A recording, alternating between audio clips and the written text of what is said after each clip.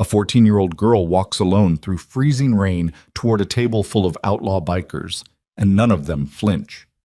But when she slides a school photograph across the scarred wood and points at a face half hidden in the background, one man's hands begin to shake. Because former corrections officer Elias Crow knows exactly who that man is, and he knows that man is supposed to be locked in a cage 3 states away. The girl says 5 words that will tear this town apart. He's not a teacher. What happens next will test everything these men swore to protect, and expose every adult who chose silence over a child's life. Stay with me until the very end of this one, because the truth Mara Holloway carried alone is darker than anything you're ready for. If this story hits you, drop a like, leave a comment telling me what city you're watching from, and let's ride. The diner sat crooked on a strip of county road that nobody used anymore unless they were lost or running from something. Gravel lot.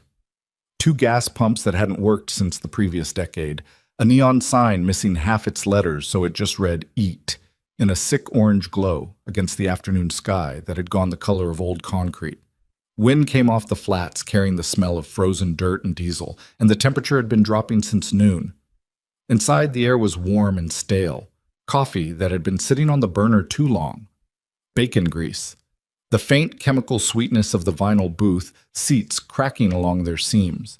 A waitress named Darlene, who had stopped making conversation with strangers about 15 years ago, moved between tables with a pot in each hand, regular and decaf, and she didn't ask which one you wanted. She just poured. 7 motorcycles sat outside in a line, Harleys, every one of them, road-worn, salt-streaked, engines still ticking as they cooled. The bikes belonged to the Iron Revenant's MC, and the men who rode them were spread across 2 booths and a pulled-up chair, still wearing their leather cuts, still carrying the particular silence that comes after 4 hours on frozen highway, for a charity ride that raised $1,100 for a veterans shelter that would probably close by spring anyway. Cole Maddox sat at the end of the first booth, closest to the door. Habit.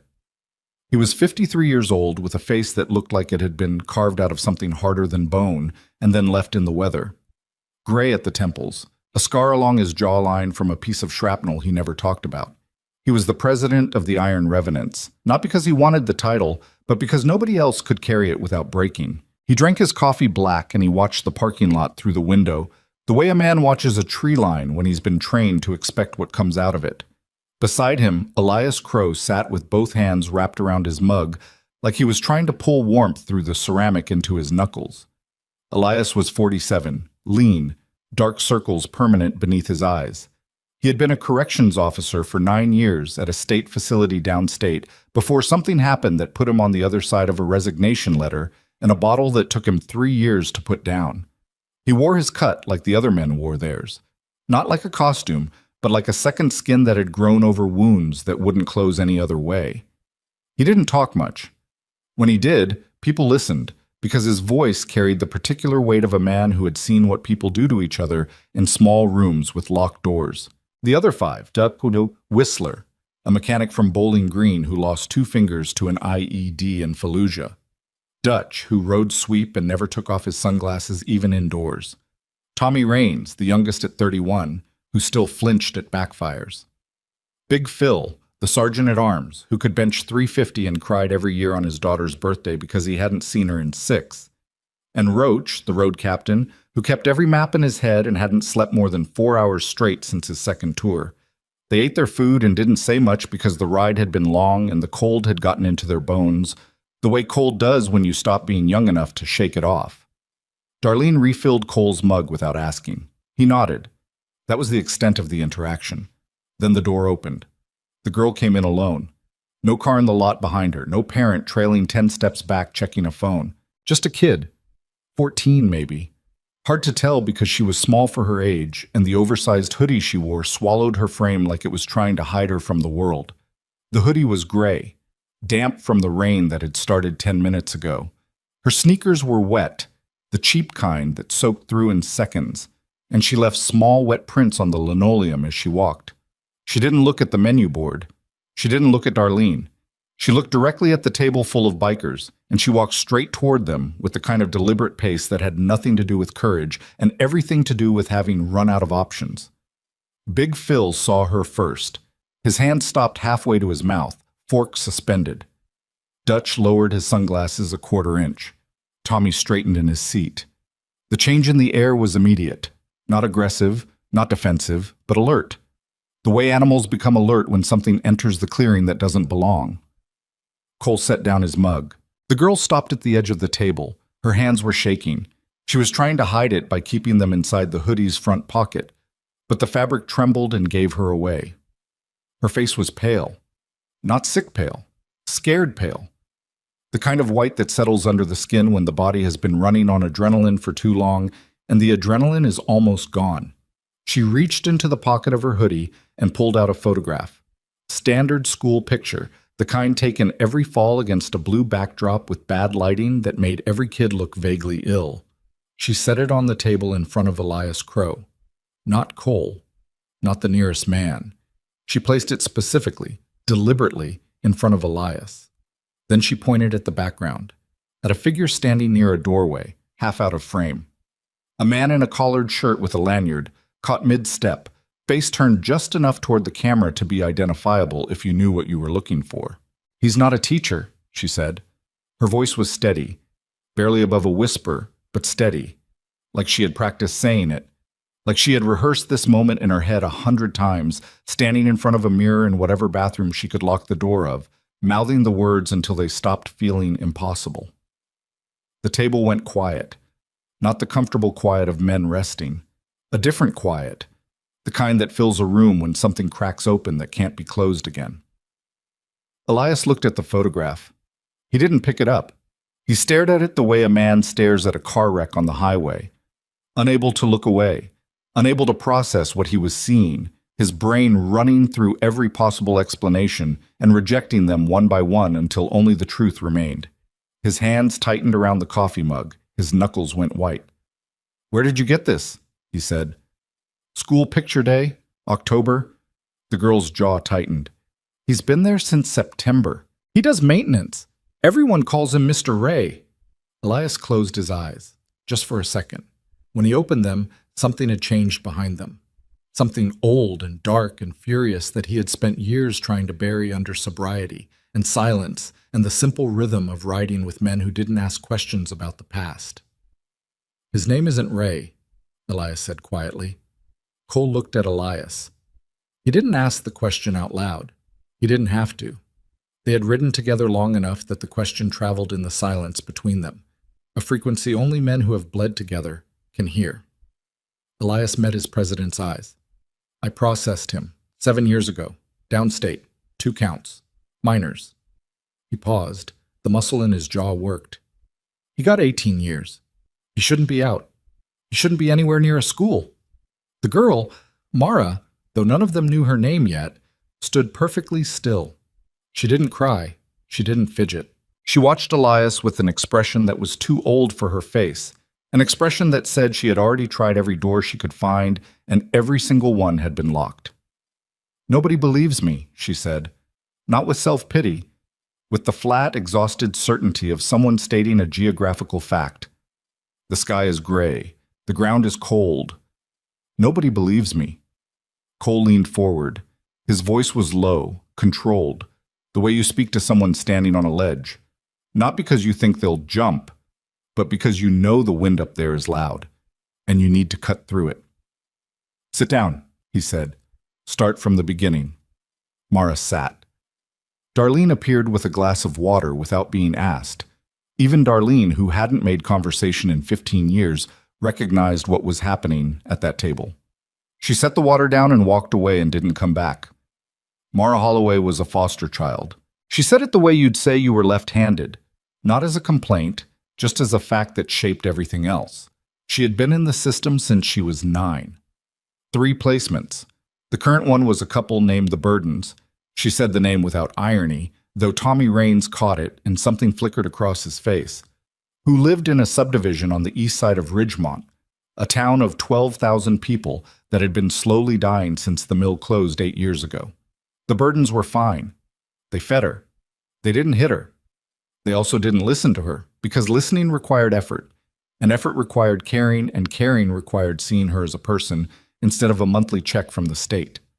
She had noticed the maintenance man in September. New guy, friendly, too friendly. The kind of friendly that made her skin crawl the way a dog's hackles rise before the thunder. Instinct older than language, older than reason. She watched him. She noticed the way he positioned himself near the younger kids during lunch. She noticed the way he volunteered for after-school cleanup near the elementary wing. She noticed the way he smiled. She told her foster mother. Her foster mother told her she was imagining things, and to stop causing problems, or there would be consequences. She told her school counselor, a woman named Mrs. Pratt, who wore inspirational quote pins on her lanyard and kept a jar of candy on her desk. Mrs. Pratt wrote something in a file and told Mara that making accusations was serious and that she should think carefully about the difference between feelings and facts. She told her caseworker during a scheduled visit. The caseworker sighed, made a note, and moved on to the next item on the checklist. 3 adults, 3 doors, 3 locks. So Mara started doing what nobody else would do. She watched, she documented, she drew.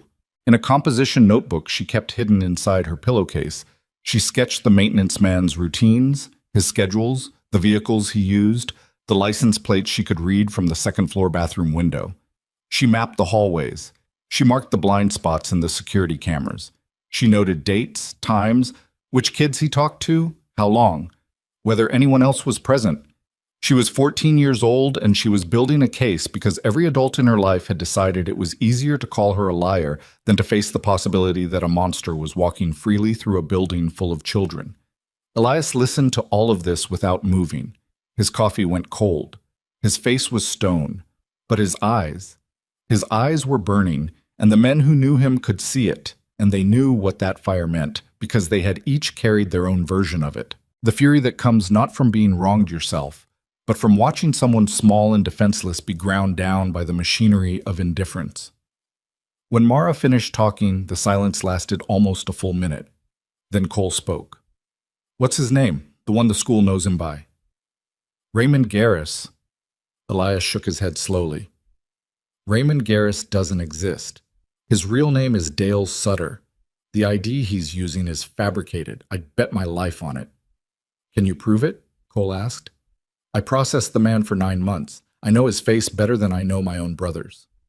Elias's voice was flat, controlled, but something underneath it was vibrating like a wire pulled too tight. "He had a tattoo on his left wrist, small, looked like a compass rose. Ask her." They both looked at Mara. She nodded. "He wears a watch over it, but I saw it once when he was carrying boxes. Left wrist. Looks like a star with points." The air in the diner changed again, heavier, darker, like the barometric pressure before a storm drops so fast your ears pop. Cole looked around the table. Every man was watching him, waiting. Not because they needed permission, because they needed direction. These weren't men who operated on impulse. They were men who had learned, through blood and failure and the particular education of violence, that impulse gets people killed. You plan, you move together, you protect the objective. "We take her back," Cole said. "Then we find out what we're dealing with." Nobody argued. Nobody asked what would happen after. They already knew. The rain was coming down harder when they left the diner. Mara rode behind Tommy Raines because Tommy was the smallest, and his bike had the most room, and because, without anyone saying it, they all understood that the youngest member of the Brotherhood should be the one carrying the youngest person they were trying to protect. Tommy handed her his spare helmet without a word. She put it on. It was too big. She held on to the back of his cut with both hands, and she didn't say anything when the engine roared to life because she had already said everything she needed to say. The clubhouse was a converted auto garage on an industrial stretch outside Ridgemont. Concrete block walls. A rusted bay door that still worked if you kicked it right. Inside it smelled like motor oil and old wood and the ghosts of 1,000 cigarettes. There was a bar made from a repurposed workbench, mismatched chairs, a pool table with a torn felt surface. On the wall behind the bar, a row of photographs. Members past and present, some of them dead, all of them remembered. No flags, no slogans, just faces. They brought Mara inside, and Big Phil made her a grilled cheese sandwich because Big Phil always made food when he didn't know what else to do. And the sandwich was perfect because Big Phil did everything with his hands perfectly. even though those hands had done things in Kandahar that he would never talk about. While Mara ate, Elias sat at the far end of the bar with Cole and spread the school photograph flat under a hanging shop light. The man in the background, half-turned, lanyard, collared shirt. The face was older, 7 years older, and the hair was different, shorter, darker, probably dyed. But the jawline was the same, the set of the shoulders was the same. The way he stood with his weight slightly forward, like a man ready to move quickly, was the same. "That's Dale Sutter," Elias said. "I spent 9 months watching him through reinforced glass. I wrote his incident reports. I escorted him to medical when he faked seizures to get moved to a softer ward." He paused. "He was smart, smarter than most of them. Patient. The kind of patient that makes your skin crawl because you know he's not reforming, he's just waiting." Cole studied the photograph. "How does a man with 18 years walk free after 7? Overcrowding, good behavior, administrative transfers that lose paperwork between facilities. It happens more than people want to know." Elias's voice carried the bitterness of someone who had watched the system from the inside and understood exactly how many cracks ran through its foundation. He could have been released, reclassified, moved to a halfway house that lost track of him, or he walked off a work detail and nobody bothered reporting it because the budget for fugitive recovery got cut 3 years in a row. So he's either legal and slipped through registration, or he's a ghost. Either way, he's in a school. That sentence sat between them like a loaded weapon on the bar top. Roach came over with the laptop that was older than some of the men in the room. He had already been searching. "Raymond Garris has a work history going back 2 years. Maintenance and janitorial. 3 different school districts across 2 states before Ridgemont. References check out on paper, but the phone numbers loop back to the same 2 voices. Shell references," Cole said. "Built his own backstory, took his time doing it." Roach turned the laptop so they could see. "He's careful. Never stays more than 1 school year. Moves in summer, changes districts. Stays in rural areas, small towns, places where background check systems run on 5-year-old software and 1 underpaid clerk." Dutch, who had been listening from the pool table, spoke for the first time. "We going to the school?" Cole looked at Elias. Elias looked at the photograph, at the face of a man he had watched through reinforced glass for 9 months. A man who had smiled at him once through the food slot and said something that Elias had never repeated to anyone and never would. "We go to the school," Elias said. They went in the morning. Cole and Elias, no cuts, no bikes. Cole drove his truck. They wore clean shirts.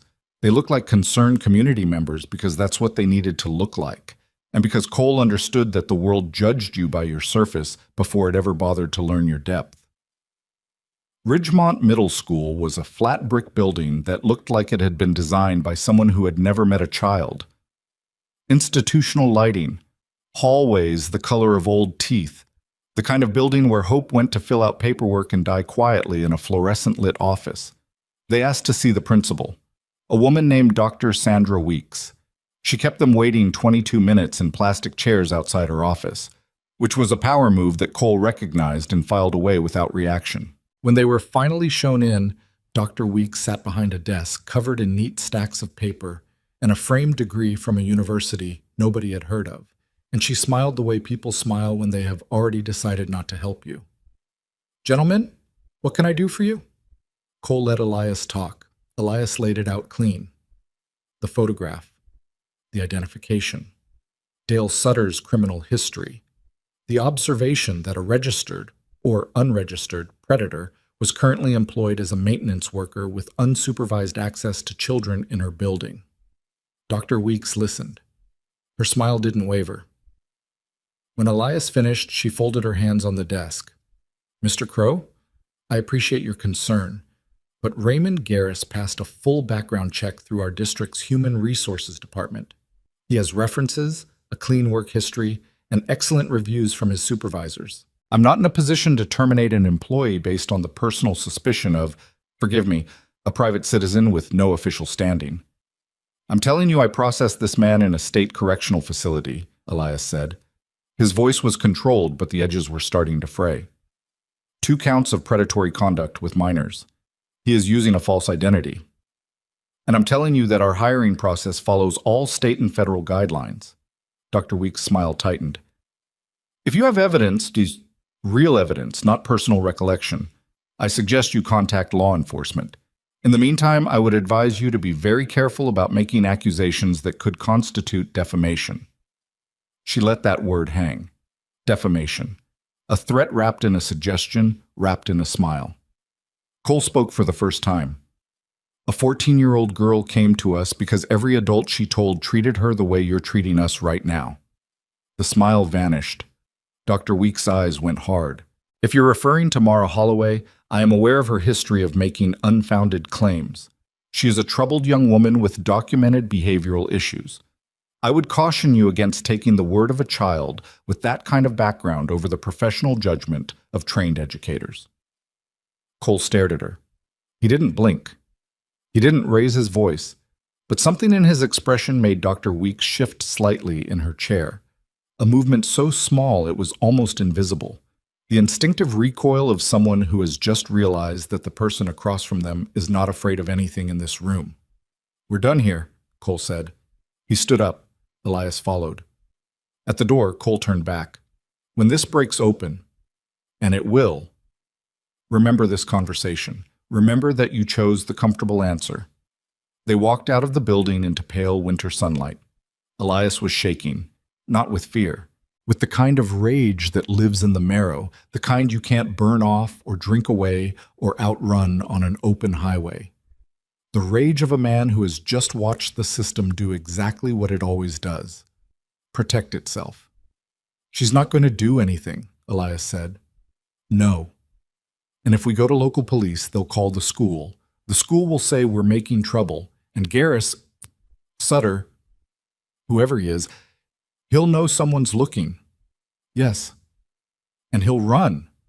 Or worse." Cole opened the truck door. "He'll stay, and he'll accelerate whatever he's planning because he thinks the clock just started." They sat in the truck. The engine idled. The heater blew stale air. "We need to find out if he's on any registry," Cole said. "State or federal. If he's not, if he fell through the cracks or built this identity clean enough to pass, then we build it ourselves. Roach, Dutch, whatever it takes." "And the girl?"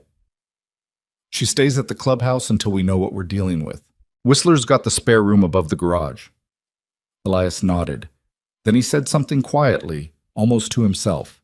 "She built surveillance files at 14, drew maps of his movements, noted license plates, escape routes." He stared through the windshield at the school building.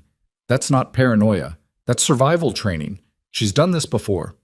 Cole looked at him. "Not this specific thing," Elias said, "but something, somewhere. She learned to watch and document because at some point in her life, watching and documenting was the only thing between her and whatever was coming." The weight of that sentence filled the cab of the truck like exhaust. They drove back to the clubhouse in silence. That evening, rain hammered the metal roof so hard, conversation required raised voices. Mara sat on a stool at the bar eating a second grilled cheese. Big Phil had added tomato this time, which for Big Phil was practically a declaration of affection, and sketching in a new notebook that Whistler had bought at the gas station on the corner. She drew with the focused intensity of someone who had learned that putting things on paper made them smaller, more manageable, less likely to swallow you whole in the dark. Elias sat 3 stools down. He watched her draw without watching her draw. The peripheral awareness of a man trained in observation. He noticed things. The way she kept her back to the wall. The way she tracked every person who moved through the room. The way she held the pencil. Tight, too tight. The grip of someone who was always ready to use whatever was in their hand as a weapon if they needed to. He recognized all of it, every single tell, because he had seen it 1,000 times in the faces of people behind reinforced glass, not the predators, the survivors. "Hey," he said. She looked up, guarded, waiting. "The drawings, in your notebook, the one you kept at your foster home." He paused, choosing his words. "How long were you watching him?" "Since the second week of school." "That's almost 3 months. Oh, 71 days. The specificity hit him like a fist. Not about 3 months. Not since September. 71 days. She had counted every single one. "You've done this before," he said. Not a question. Mara's hand stopped moving on the page. She looked at him, and in that look, in the flatness of it, the absolute absence of surprise, Elias saw the answer before she gave it. "Second foster home," she said. "I was 11. She went back to drawing. Elias sat with that. He sat with it the way you sit with a broken bone before the adrenaline wears off and the real pain begins. An 11-year-old girl learning to map the movements of people who meant to harm her because no adult in her world could be trusted to do it. Building her own early warning system out of pencils and paper because the systems designed to protect her had already failed. He got up. He walked to the back of the clubhouse where Cole was on the phone with Roach, who was running records from the county library's public computer terminal because the clubhouse Wi-Fi was too slow and too traceable. Cole held up a hand. Listened. His expression didn't change, but his eyes did. The way eyes change when the news confirms the thing you were afraid of. He hung up. Roach pulled county employment records. Raymond Garris's social security number traces back to a man who died in a nursing home in Arkansas 4 years ago. The identity is stolen. So he's definitely not who he says he is. No. And there's more. Cole lowered his voice. Roach cross-referenced the previous school districts where Garris worked. 2 of them had incidents, complaints filed by students, then withdrawn. In both cases, the families moved away within weeks of filing.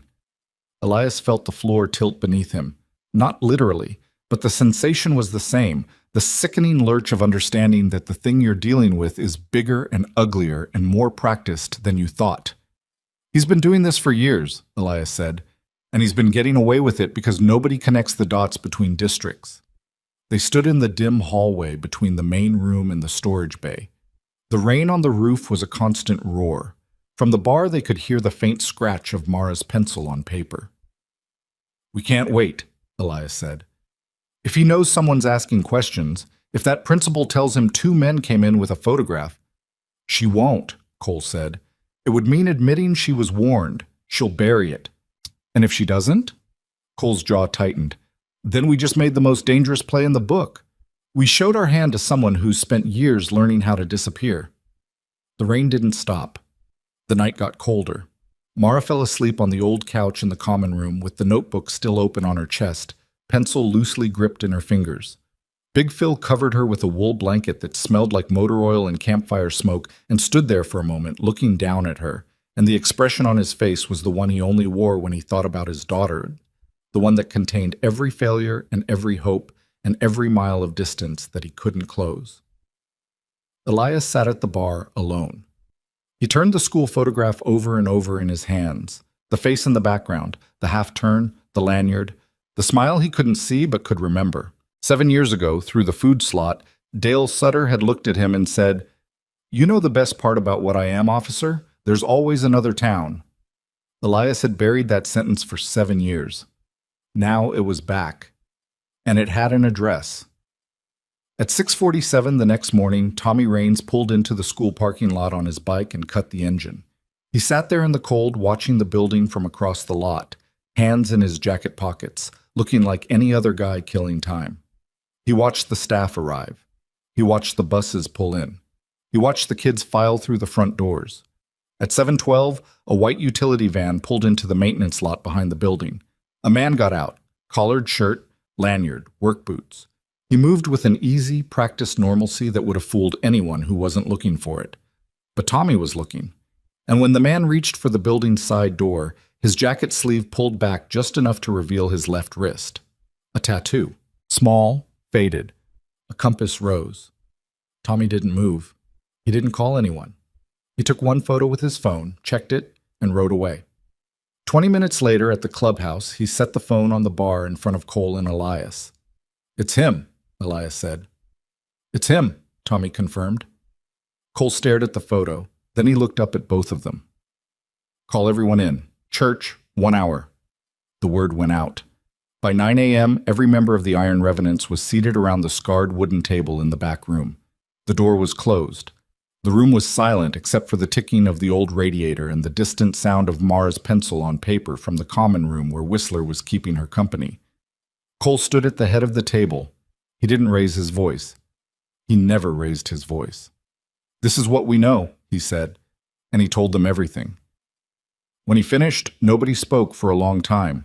Then Dutch took off his sunglasses, something he almost never did, and the eyes underneath were wet. "What are we going to do about it?" Dutch asked. Cole looked around the table, at every face, at every man, at every scar, and every shadow, and every broken piece that had been reassembled into something that still rode, still fought, still showed up. "We're going to do what we always do," he said. "We're going to stand between the ones who can't fight and the ones who won't stop." The vote was unanimous. Every hand, every voice. But before the first engine could turn over, Whistler burst through the door, his face white, his breathing ragged. "She's gone," he said. "Mara's gone. Back door, her shoes, her hoodie, gone. But she left the notebook." Elias was on his feet before the sentence finished. "She left it open," Whistler said. "To a page. You need to see it." They followed him to the common room. The blanket was folded on the couch. The notebook lay open on the cushion. The page showed a hand-drawn map, detailed, precise, labeled in a child's careful handwriting.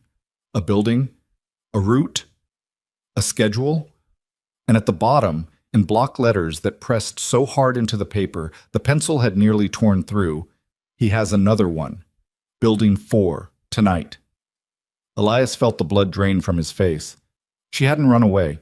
She had gone to finish what no adult would start, and she had a 6-hour head start. The clubhouse erupted. Not with shouting.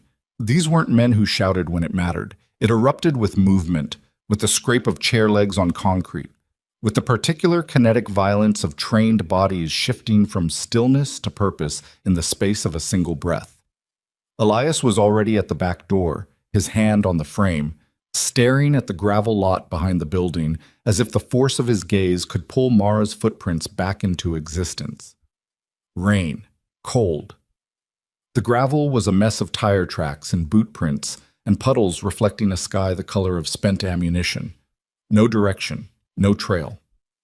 A 14-year-old girl in wet sneakers and an oversized hoodie had walked out of this door and into a town that had already proven 3 times over that it would not protect her. "How long?"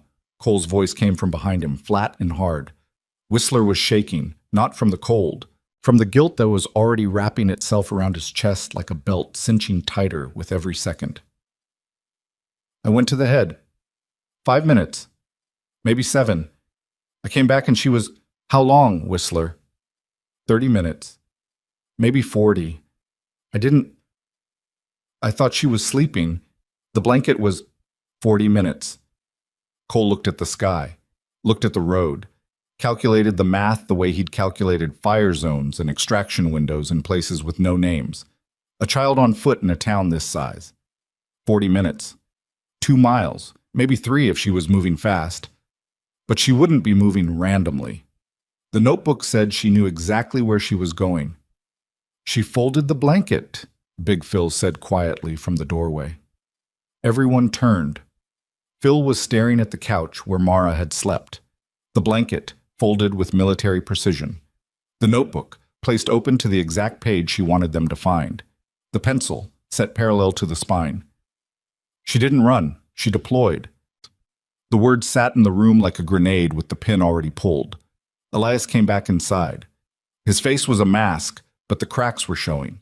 Hairline fractures running through the composure he'd rebuilt over 3 years of sobriety and 7 years of trying to forget the sound Dale Sutter's voice made through a steel food slot. He picked up the notebook, held it under the shop light, studied the map the way a medic studies a wound, clinically, urgently, already calculating what could be saved and what was already lost. "Building 4, he said. She drew this from memory. Look at the detail. Entry points, sight lines, even the direction of the security lights. This isn't the school. This is somewhere else. Somewhere she's been. Or somewhere she's watched," Roach said, leaning over his shoulder. Roach's eyes moved across the map the way they moved across highway routes, absorbing geometry, calculating distances, finding the fastest line between 2 points. "There's a number here. Bottom left. Looks like an address. 4120. 4120 what?" Roach was already moving to the laptop. His fingers hit the keys with the staccato urgency of a man who understood that every minute they spent in this room was a minute Mara spent alone in the cold, moving towards something that could kill her. Industrial corridor south of town, past the rail yard. Old storage facilities, mostly abandoned since the mill closed. Let me pull the lot map. While Roach worked, Cole turned to face the room. Every man was standing. Every man was waiting. And in the silence between heartbeats, the fracture that had been forming since the night before finally cracked open. "This is wrong," Tommy Raines said it, the youngest, the one who still flinched at backfires. He was standing near the pool table with his arms crossed and his jaw tight, and the particular tension in his shoulders that Cole recognized as the posture of a man about to say something that would cost him. "All of it. This is wrong." "Explain," Cole said. "She's 14. She walked into a diner full of strangers and handed us a photograph, and now we're, what, running a counter-surveillance operation based on a child's drawings? We should have called the police the second she sat down. We should have called CPS. We should have—" "We went to the school," Elias said. His voice was quiet, but it carried the weight of something heavy dropping from a height. "We brought evidence. They threatened us with defamation. Then we go higher. County, state, FBI, someone with a badge and a warrant. And while we make phone calls and fill out forms and wait for someone to return a voicemail, where is she?" Elias took a step toward Tommy. Not aggressive. Worse. Controlled. The controlled movement of a man who had spent 9 years learning how to move through spaces full of dangerous people without triggering an explosion. "Where is she right now, Tommy? Standing in a field somewhere? Hiding behind a dumpster? Or walking into a building where a man who has spent his entire life learning how to hurt children is waiting?" Tommy didn't back down. His eyes were wet, but his stance was solid. "And what happens when we find her, and we find him, and something goes sideways, and one of us ends up in a cell? What happens to her then? Who protects her when we're all sitting in county lockup on assault charges because we played cowboy instead of—" "Enough!" Cole's voice cut through the room like a blade through rope. Not loud, never loud, but final. The kind of voice that ends arguments not by winning them, but by making it clear that the argument is a luxury they cannot afford.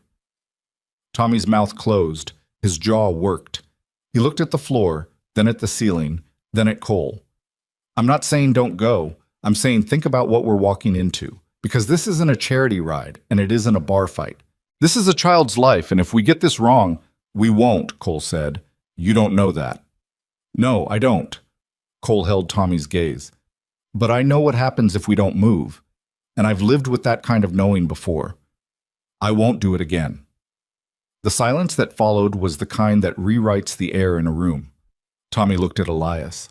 Elias looked at Tommy. And something passed between them. Not agreement, not forgiveness, but the recognition that they were both right and both terrified, and that being right and being terrified had never stopped anything from happening. "I'm in," Tommy said. "But we do this smart." "We do this smart," Cole confirmed. Roach looked up from the laptop. "Got it. 4120 Mill Race Road. Industrial Storage Complex, 12 units. Ownership traces to a holding company registered in Delaware. Shell Corp, no real names. Property tax is current, which means somebody's paying to keep it off the abandoned list. County records show 1 active utility account. Unit 4. Unit 4, Elias repeated.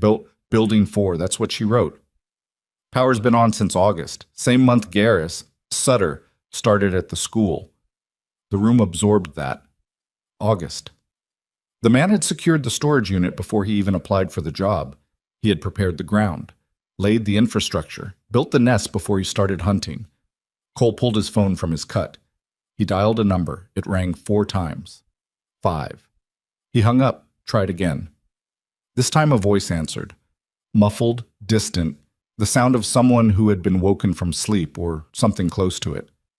"Mercy." Cole said the name like a code. "It's Cole. I need the favor you owe me, right now." Mercy Langford was a woman who ran a crisis center for foster kids 2 counties over.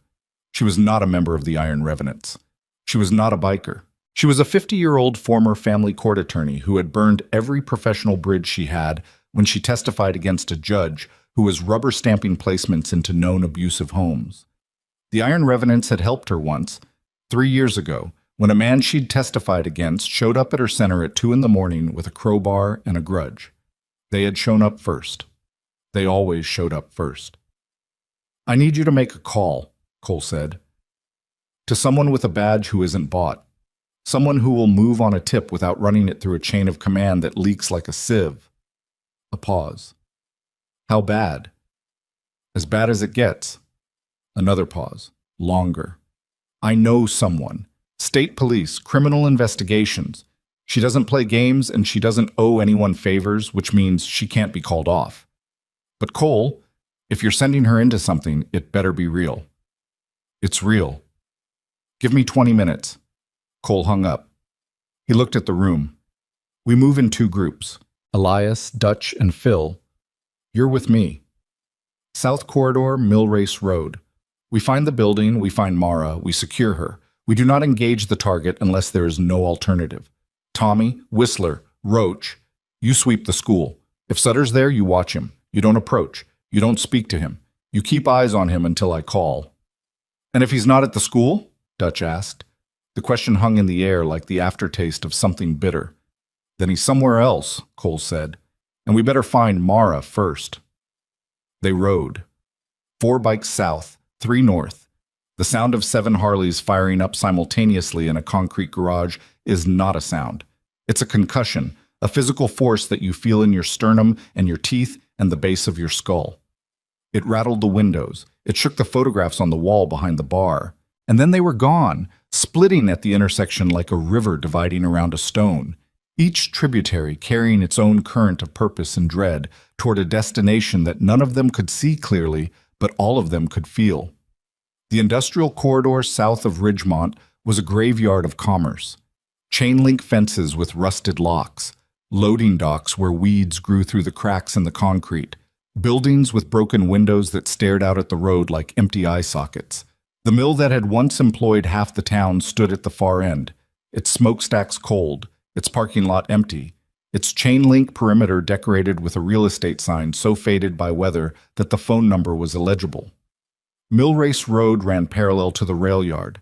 The storage complex sat at the end of it, 12 units in 2 rows of 6, separated by a cracked asphalt lane barely wide enough for a truck. Most of the units had roll-up doors streaked with rust and padlocked with hardware, so corroded it had become one with the metal.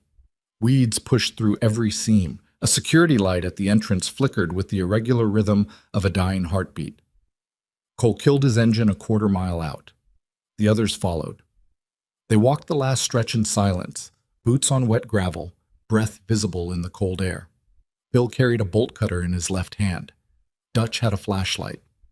Elias carried nothing but the photograph in his inside pocket and the weight of 9 months of memory that was pressing against his chest like a stone. Unit 4 was in the second row, 3rd from the left. And even from 50 yards away, they could see what Mara's drawing had told them. One lock that didn't match the others. New. Silver. Industrial grade. Standing out against the rust and decay like a fresh wound on old skin. Cole raised his fist. They stopped. He listened. Wind. The distant clatter of a freight train somewhere east of the yard. The tick of cooling engines from their bikes. And beneath it all, the kind of silence that isn't silence at all, but the held breath of something waiting. "Light inside," Dutch said. He was right. A thin line of pale illumination leaked from beneath the roll-up door. Not daylight. Artificial, steady. Cole looked at Elias. Elias's face was stone. His hands were fists at his sides. The tendons in his neck stood out like cables. "If she's in there," Elias began, "then we get her out." Cole's voice left no room for anything else. "Phil, the lock." Big Phil stepped forward. The bolt cutter's jaws closed around the hasp of the padlock. The metal resisted for half a second, then gave with a sound like a bone snapping. Clean, final, irreversible. Phil pulled the lock free and stepped back. Cole grabbed the handle at the bottom of the roll-up door. He looked at each man. One nod. He pulled. The door went up with a shriek of metal on metal that split the silence like a scream. Light poured out. Not bright, but enough. A single work lamp clamped to a metal shelf, extension cord running to an outlet on the far wall. And inside, not what they expected. The unit was empty.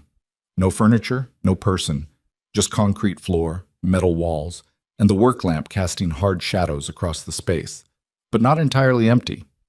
On the floor, arranged with the careful precision of a museum exhibit, was a collection of objects that made the air in Elias's lungs turn to ice. Children's shoes. 6 pairs, different sizes, arranged in a row from smallest to largest. Behind them, pinned to the back wall with pushpins, a series of photographs. Not school pictures. Surveillance photographs.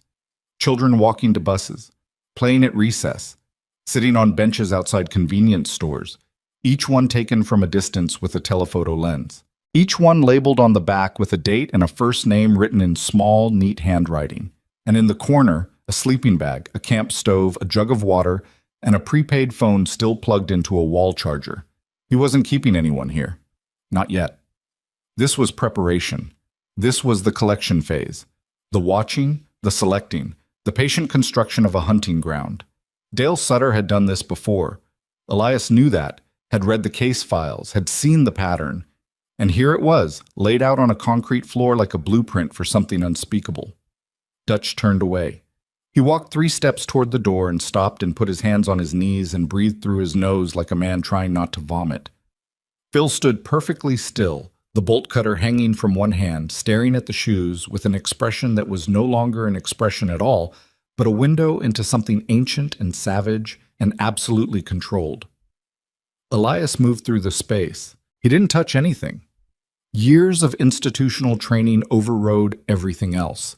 You don't contaminate a scene, you don't move evidence, you observe and you document and you let the fury eat you alive later when you're alone and the walls can't hear you scream.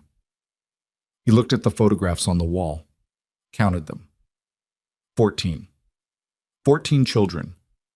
14 faces caught unaware by a man with a camera and a patience that defied human comprehension. And there, third from the left, bottom row, Mara Holloway, walking across the school parking lot, backpack over one shoulder, head down, alone. She had been right about everything, every drawing, every note, every mapped route in her composition notebook. She had been right, and every adult in her life had called her a liar. "She's not here," Cole said. He was standing at the center of the unit, turning slowly, reading the space the way a tracker reads ground sign. But she was. "Look."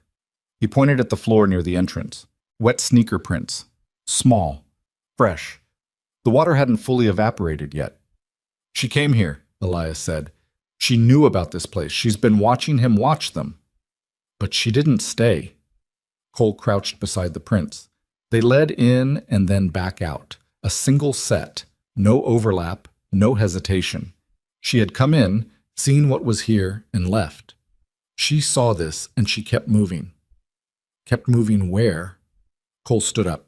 His phone was already in his hand. He dialed Roach. "Talk to me." Roach's voice came through tight, clipped, the voice of a man delivering bad news while riding. "He's not at the school. Called in sick this morning. First absence all year." The sentence hit the room like a flashbang. Every man felt it in a different place. Gut, chest, throat, the back of the skull where instinct lives. Cole closed his eyes for 1 second. 1. Then they opened and they were different, harder, colder. The eyes of a man who has just crossed a line that only exists inside him, a line between restraint and whatever lies beyond it. "His van," Cole said. "White utility. We got the plate from Tommy's photo. Whistler's already running it. Find it, now. Drop everything else and find that van." He hung up. He looked at Elias. Elias was staring at Mara's sneaker prints on the concrete floor, and the expression on his face was something Cole had only seen once before. In a hospital room in Landstuhl, Germany, 17 years ago, on the face of a man who had just been told that the convoy he was supposed to be leading had been hit, and everyone in it was gone. The expression of a man whose failure has suddenly become geography, a place he will live in for the rest of his life. "This is my fault," Elias said. "No. I processed him. 7 years ago, I watched him every day for 9 months. I wrote the reports. I could have... Could have what? Cole's voice was sharp enough to cut. Not cruel. Surgical. The kind of sharpness that slices through self-destruction before it takes root. Could have what, Elias? Kept him locked up personally? Stood outside his cell for the rest of your life? You did your job. The system failed. It always fails. That's why we're here. She's out there alone because I didn't... She's out there alone because she's spent her entire life learning that the only person she can count on is herself. And right now, she's doing what she's always done. The question is whether we're going to stand here bleeding over the past or go find her before the past becomes permanent. Elias looked at Cole. The fire behind his eyes was still there, but something else had joined it, something sharper, something that cut both ways. Not just fury at Sutter, fury at himself, at the system, at every form he had filed and every report he had written that had amounted to nothing, because the machinery of justice was not a machine at all, but a collection of human beings, each one capable of looking the other way. "Let's go," Elias said. They left the storage unit exactly as they found it, minus the lock. Cole called Mercy Langford's contact at state police from the road. He described the location. He described the contents. He used precise clinical language, the language of a man who has given operational briefings under fire and understands that clarity saves lives and emotion wastes time. The woman on the other end of the line listened without interrupting. When he finished, she said 2 words, "Don't touch anything," and hung up. They rode north, back toward the school, because north was the direction Mara's sneaker prints had pointed, and because north was where the white van was not, and that meant north was where Sutter might be, and where Sutter might be was where Mara was going. The phone rang at 11:14. Whistler. "We found the van." Cole pulled over. Gravel, shoulder of Route 9. The others stopped behind him in formation, engines idling, exhaust rising into the gray air like the breath of something alive and restless. "Where?" "Parking lot behind the Family Dollar on Crane Street. Engine's cold. Been here a while." "Crane Street." Cole ran the geography in his head. Ridgemont was a small town. Crane Street was 4 blocks from the school, 2 blocks from the public library, 6 blocks from the Burden residence, Mara's foster home. "What's within walking distance?" "Everything. That's the problem. He could be anywhere in a 10-block radius." Cole thought. He thought the way he used to think when the radio was screaming and the map was wrong and the convoy was stopped and the only thing between his people and the kill zone was whatever he decided in the next 4 seconds. "Mara wouldn't go home," he said. "She left home. She wouldn't go back to the school. She knows he's not there. She's following him, not the van. Him." He paused. "Where does a man go when he calls in sick to work and parks his van 4 blocks away?" Elias, who had pulled up beside him, spoke through the wind. "Somewhere he doesn't want the van seen. Somewhere he's going on foot because a vehicle would attract attention." "The neighborhoods," Cole said. "The residential blocks, where the kids live." Elias's face went white beneath the road grime. "She wrote it in the notebook. He has another one. Not at the storage unit. Another child. Someone he's already..." He didn't finish the sentence. He didn't have to. Cole's phone buzzed. A text. Unknown number. He looked at the screen. 4 words. No signature. Sent from a number that didn't exist in any contact list, on a phone that had been purchased with cash at a gas station by a 14-year-old girl who had learned through years of institutional failure and adult indifference that the only way to be heard was to leave a trail for the people who were actually willing to follow it. The text read, 1847 Birch. "He's inside." Cole showed the screen to Elias. Elias read it, and his hands gripped the handlebars so tight the leather of his gloves creaked. "She found him," Elias said. "She found him," Cole repeated. "And she's there, right now, outside that house, watching." Cole looked down the road, north, toward a residential street in a dying town where a man who had spent his life disappearing was inside a house that wasn't his, doing something that no locked door and no failed system and no buried paperwork could ever undo once it was done. He kicked the bike to life. The engine roared. Behind him, 3 more engines answered. They rode toward Birch Street with the throttle wide open and the wind cutting through their jackets like a blade, and none of them spoke because there was nothing left to say. The point of no return was not ahead of them. It was already behind them. It had been behind them since the moment a girl walked into a diner and placed a photograph on a table and said 5 words that cracked the world open. The only question left was what they would find when they got there, and whether they would get there in time. Birch Street was 4 blocks long and lined with houses that had been built in the 1970s for mill workers who no longer existed. Small lots, chain-link fences, driveways cracked down the center where tree roots had pushed through decades ago, and nobody had bothered to fix them because fixing things cost money, and money had left this town with the jobs. Half the houses were dark. Some had plywood over windows. A few still had Christmas lights from a season that had passed without anyone caring enough to take them down, the bulbs dead, the wires sagging like old veins. 1847 was near the end of the block, a single-story ranch with beige siding gone gray from neglect, a porch light that wasn't on, a driveway with no car. The yard was mud and dead grass and a plastic tricycle tipped on its side near the front steps, its wheels still turning slowly in the wind like the last movement of something that had stopped being alive. Cole cut his engine a block and a half out. The others followed. Silence rushed in to fill the space where the Harleys had been, and in that silence the world became painfully, unbearably detailed. The drip of rain from a gutter, the distant bark of a dog 3 streets over, the creak of a chain-link gate swinging on a broken latch. Everything amplified. Everything sharp. The way the world gets when your body understands what your mind hasn't admitted yet, that what happens in the next few minutes will divide your life into before and after. Elias was off his bike before the kickstand was down.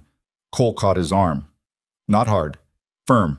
The grip of a man who has pulled other men back from edges, literal and otherwise, more times than he can count. Wait. She's here, Cole. She texted from... Wait! Cole's eyes swept the street.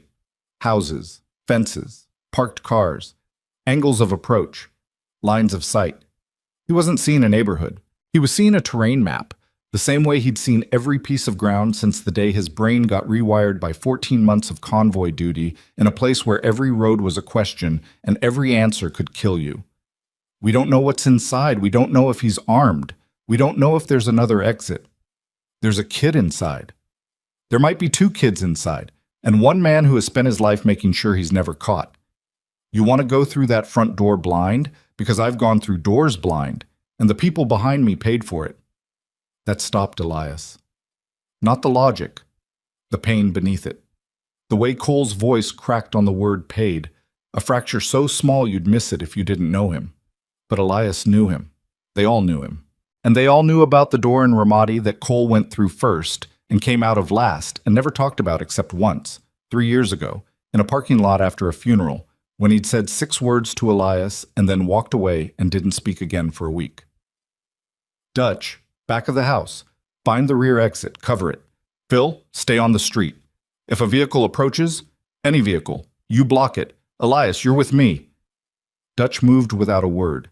He crossed the neighboring yard in a low crouch that was muscle memory from a life he'd lived before the cut, before the bike, before the sunglasses became a wall he built between himself and everything he didn't want to see. Phil positioned himself on the sidewalk, arms crossed, 6'3" and 260 pounds of absolute stillness. He looked like a man waiting for a bus. He looked like a man who could stop one with his hands. Cole and Elias approached the house from the left side, using the neighbor's fence for cover. The ground was soft. Their boots sank into mud with each step, leaving prints that filled with dark water behind them. Rain came down in a fine, persistent mist that coated everything, leather, skin, metal, with a cold sheen that made the world look like it had been wrapped in wet cellophane. They reached the side of the house, a window, blinds drawn, but not all the way. A gap at the bottom, maybe 2 inches, where the lowest slat had bent or broken. Light inside. Not overhead light. Something lower. A lamp, a screen, something that cast moving shadows across the ceiling. Cole positioned himself below the window. Elias crouched beside him. Their breathing synchronized without either of them deciding to do it. An old habit from 100 runs, 100 approaches, 100 moments crouched beside each other in the dark, waiting for the signal to move. Cole rose just enough to see through the gap. The living room, small, carpeted in something brown and stained. A couch with a blanket thrown over it. A television playing with the volume off. Images flickering without sound, casting the room in shifting blue light. A coffee table with a laptop open on it, screen angled away from the window. And there, in a doorway that led to what looked like a hall, a man. Standing, his back partially turned, collared shirt, work boots. The build was right. The posture was right, weight forward, slightly coiled, the stance of someone who was always ready to move. But he wasn't alone. In the living room, on the floor between the couch and the television, sat a child. A boy. Young, 8, maybe 9. He was sitting cross-legged on the carpet with a coloring book open in front of him, and a box of crayons beside him, and the utter, terrible stillness of a child who has learned that making noise is dangerous. He wasn't coloring. He was holding a crayon in his hand and staring at the page without moving, the way a rabbit freezes when it hears a sound it doesn't recognize. Not calm, not comfortable, but locked in the particular paralysis of prey that understands, on some cellular level, that the thing in the room with it is not safe. Cole lowered himself below the window. The expression on his face had changed. Something had drained out of it. Color, maybe, or the last residue of the professional detachment he'd been maintaining since the diner. What replaced it was something Elias had seen only once before, in that parking lot after that funeral. And it was not rage, and it was not fear. It was the absolute, crystallized certainty of a man who has just seen something that cannot be allowed to continue for one more second. "Boy inside," Cole said. 8 or 9, on the floor, Sutter's in the doorway. Elias closed his eyes. 8 or 9. The age when the world is supposed to be big enough to be exciting and small enough to be safe. The age when your biggest fear should be the dark at the top of the stairs, not the man standing in the doorway of a house that isn't yours on a street where nobody is looking. "Where's Mara?" Elias asked. Cole shook his head. Not inside. Not visible. But she had texted from somewhere close. She was watching. She had led them here because she understood, with the instinct of a child who had been failed so many times that failure had become her native language, that this was the moment. Not the storage unit with its shrine of photographs and its row of children's shoes. This. Right now. The act in progress, the proof that no administrator could dismiss and no caseworker could file away, and no foster parent could call attention-seeking. Cole's phone vibrated. He looked at the screen. A second text from the unknown number. Back porch. Under the steps. Hurry. Cole showed it to Elias. They moved along the side of the house toward the back. The yard was fenced, 4-foot chain link, gate hanging open. Dutch was already there, pressed against the rear wall beside a sliding glass door with a curtain drawn across it. He shook his head. No movement visible from the back. The porch was 3 wooden steps leading to the back door.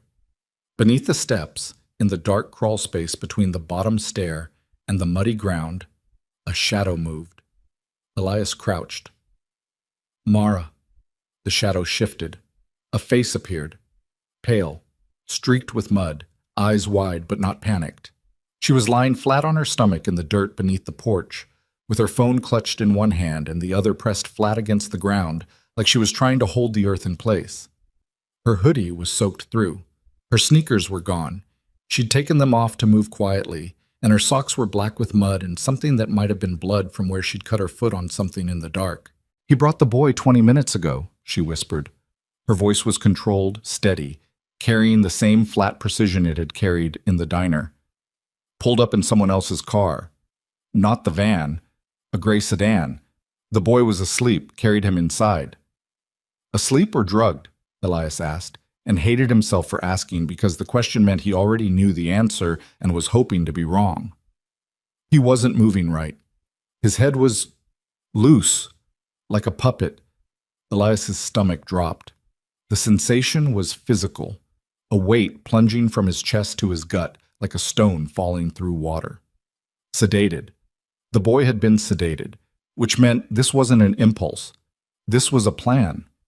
This was the culmination of weeks or months of grooming and selection and preparation, and the storage unit on Mill Race Road had been Phase 1, and this house on Birch Street was Phase 2, and somewhere in between, a man who should have been behind bars had looked at a child and decided that today was the day.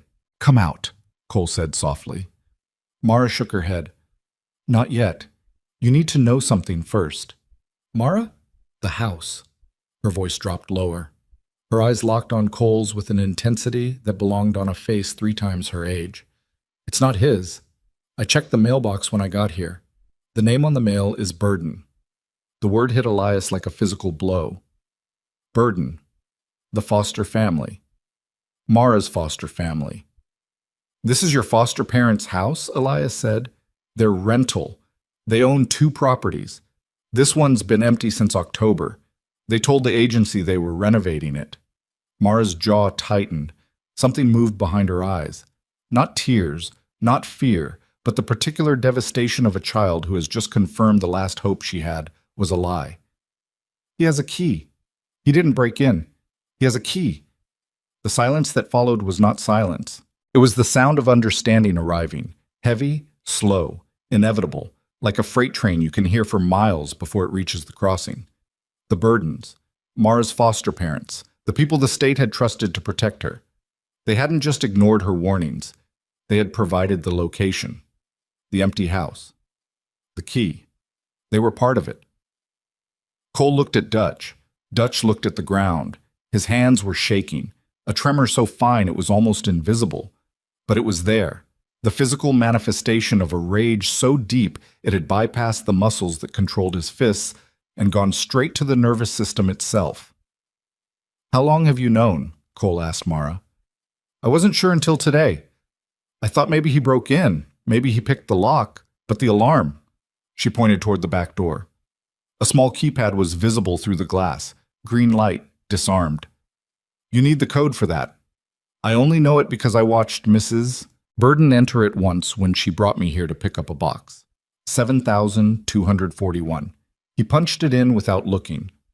7 years of corrections work, 9 months of watching Dale Sutter through reinforced glass, 3 years of sobriety built on the belief that the system, for all its flaws, at least functioned.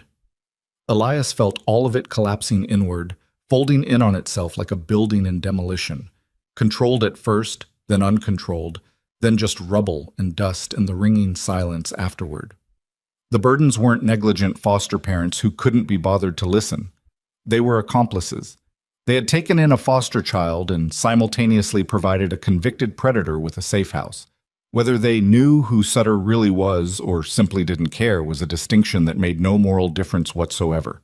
And Mara had been living in their home, sleeping under their roof, eating at their table, knowing, suspecting, then knowing that the people who were supposed to keep her safe were the ones holding the door open.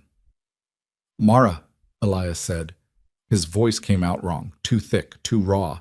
He cleared his throat and tried again. "Mara, come out from under there. Right now." She looked at him. For the first time, something in her expression shifted. Not broke. She was too practiced at holding herself together for that. But shifted. Like a mask slipping half an inch before being pressed back into place. "Are you going to get him out?" she asked. "Yes." "Promise me."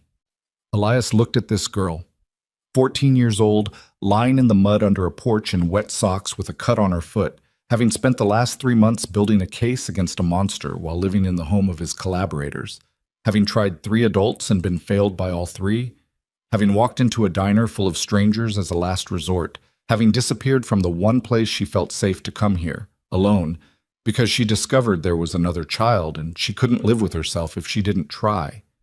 And he made the only promise he had ever made in his life that he knew, with absolute certainty, he would keep. "I promise." She crawled out. Cole caught her, lifted her, set her on her feet. She was shaking now. Not from cold, though she was freezing, but from the release of adrenaline that had been holding her upright for hours. Dutch took off his leather cut and draped it over her shoulders. It hung past her knees. She pulled it tight around herself and stood there in the mud, barefoot, shivering, looking like something between a soldier and a ghost. "Dutch," Cole said. "Take her to the street, Phil's there. Stay with her. I'm not leaving, Mara said. You're not. Cole crouched so he was at her eye level. You're going to stand with Phil where I can see you when I come out that door. That's your post. You hold it. She understood. It wasn't dismissal. It was assignment. And something in the way Cole said it, the gravity, the respect, the absolute seriousness, reached whatever part of her was still capable of trusting an adult and held on to it. She went with Dutch. Cole and Elias stood at the back door, the sliding glass, the curtain, the keypad with its green light. Inside, somewhere beyond the hallway, a man and a child in a room that no one was supposed to know about, in a house that no one was supposed to be watching, in a town where every institution designed to prevent exactly this had either looked away or actively conspired. Cole tried the handle. Unlocked. Of course it was. Why would you lock a door when you have the only key and the alarm code and the foster parents and the school and the counselors and the caseworkers all building walls between you and consequence? Why would you lock a door when the entire architecture of a small town's indifference has been doing it for you? The door slid open. The curtain moved. Cold air from outside pushed against warm air from inside and created a pressure difference that Elias felt on his face like a hand. They stepped inside. The kitchen. Linoleum floor. A counter with nothing on it. A refrigerator humming. The air smelled like dust and old carpet and something chemical. Not cleaning products. Something sharper. Medicinal. The smell of whatever Sutter had used to sedate the boy. Cole moved first. Elias behind. They crossed the kitchen in 4 steps. The hallway opened in front of them. Narrow, dark, 3 doors. One closed. One open to an empty bathroom, toilet lit up, faucet dripping. One at the end, half open, light leaking around the frame. From behind that door a voice, low, conversational. The easy, practiced tone of a man talking to a child. Soothing, patient.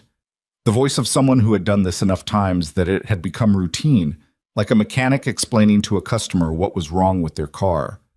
Normal. Ordinary.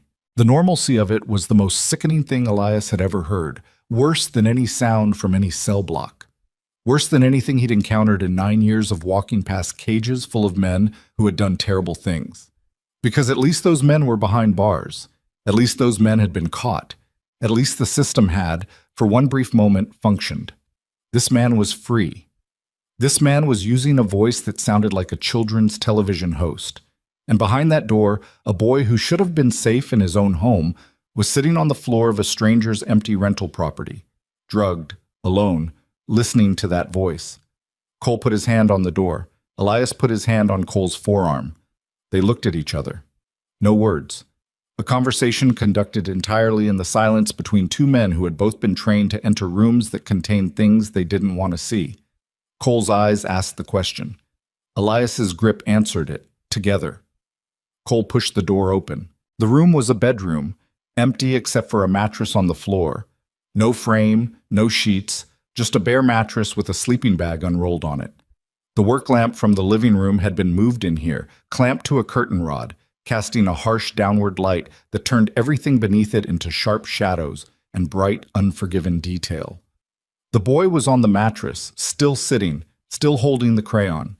His eyes were open but unfocused, the glassy half-awareness of a child fighting through sedation, trying to surface, unable to break through. Sutter was crouched beside him.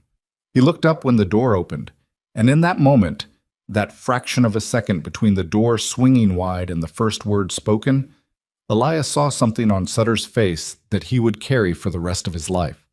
Not surprise. Not fear. Annoyance. The mild, inconvenienced expression of a man whose routine has been interrupted, as if Cole and Elias were maintenance workers who had come to fix the plumbing at an inconvenient time. Then Sutter's expression changed, because he recognized Elias. 7 years, different hair, different context, but he recognized him. The annoyance dissolved and something else replaced it. Not fear, not yet. Calculation. The rapid practiced computation of a man who has spent his life evaluating exits and angles and odds and deciding, in the span of a heartbeat, whether to fight, run, or talk. He chose talk. Officer Crow. The voice was calm, conversational, the same tone he'd been using with the boy. "It's been a while." Elias didn't speak. He couldn't. His throat had closed. Not from fear, from the physical effort of containing something that was trying to claw its way out of him. Something primal, something pre-language, something that lived in the part of the brain that existed before civilization decided that there were rules about what you could do to people who hurt children. Cole spoke instead. "Step away from the boy."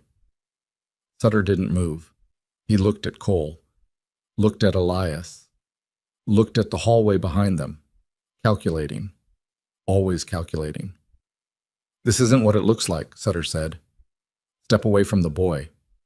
Cole's voice hadn't changed. Same tone, same volume, same absolute granite certainty. But something underneath it had shifted. A tectonic movement, deep and slow, the kind that precedes earthquakes. Sutter stood, slowly. His hands came up. Not raised in surrender, just visible, the gesture of a man performing innocence. "I'm babysitting, for a friend. You can call—" "We found the storage unit," Elias said. His voice came back, and it didn't sound like his voice. It sounded like something that had been scraped along concrete and set on fire. "Unit 4, Mill Race Road. The photographs, the shoes." The calculation behind Sutter's eyes collapsed. For the first time, something genuine appeared on his face. And it was not remorse, not shame, not the recognition of wrongdoing. It was rage.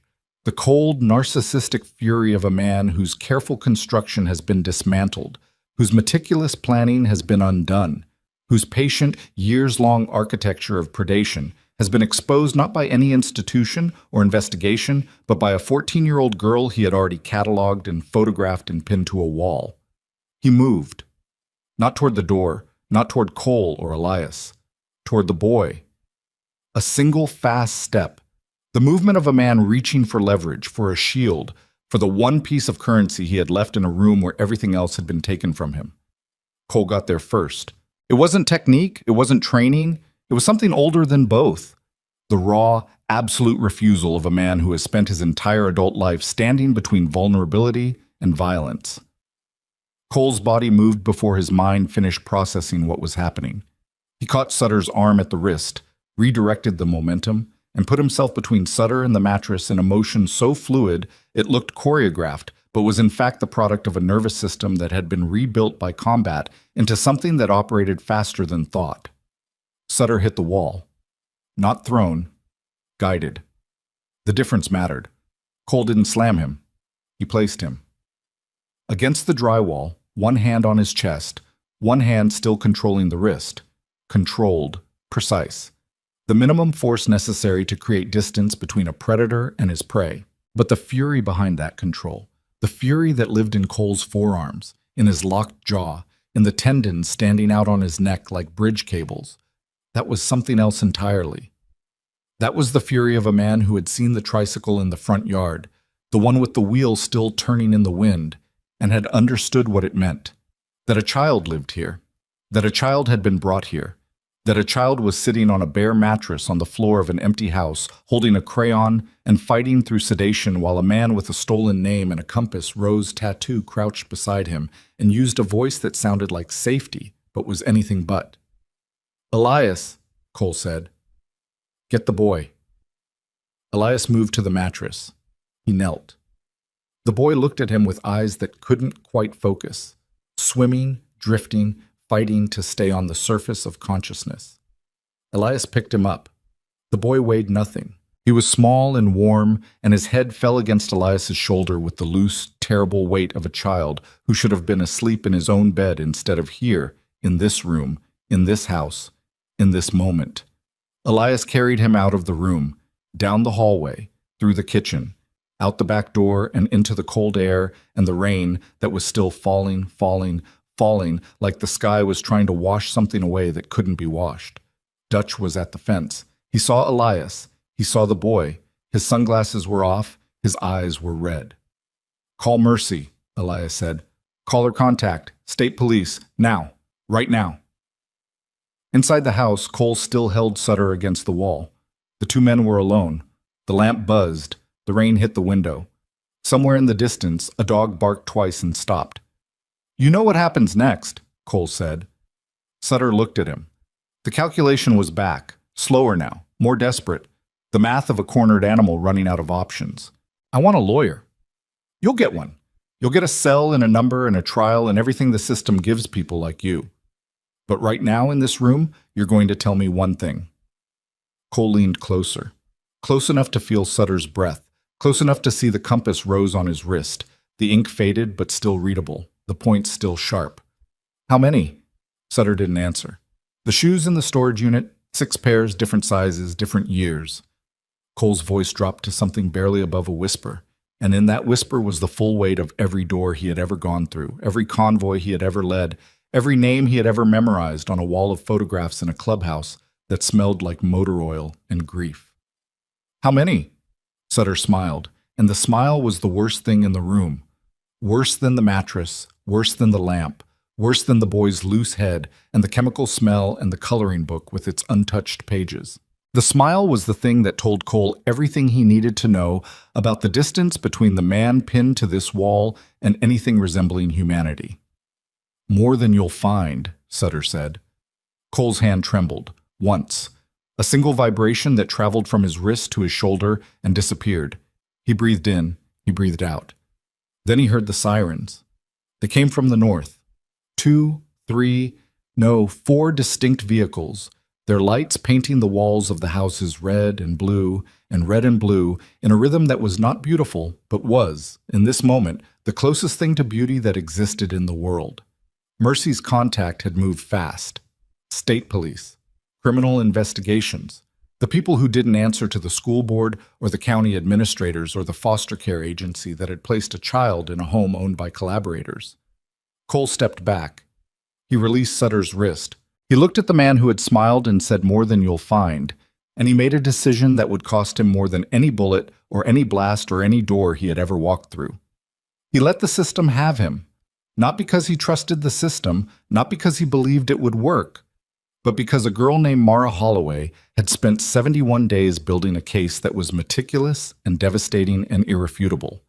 And if Cole did what every cell in his body was screaming at him to do, that case would be destroyed in a courtroom by a defense attorney who would point at the bruises and say the word vigilante, and every photograph on that storage unit wall would become inadmissible, and every child those photographs represented would become invisible again.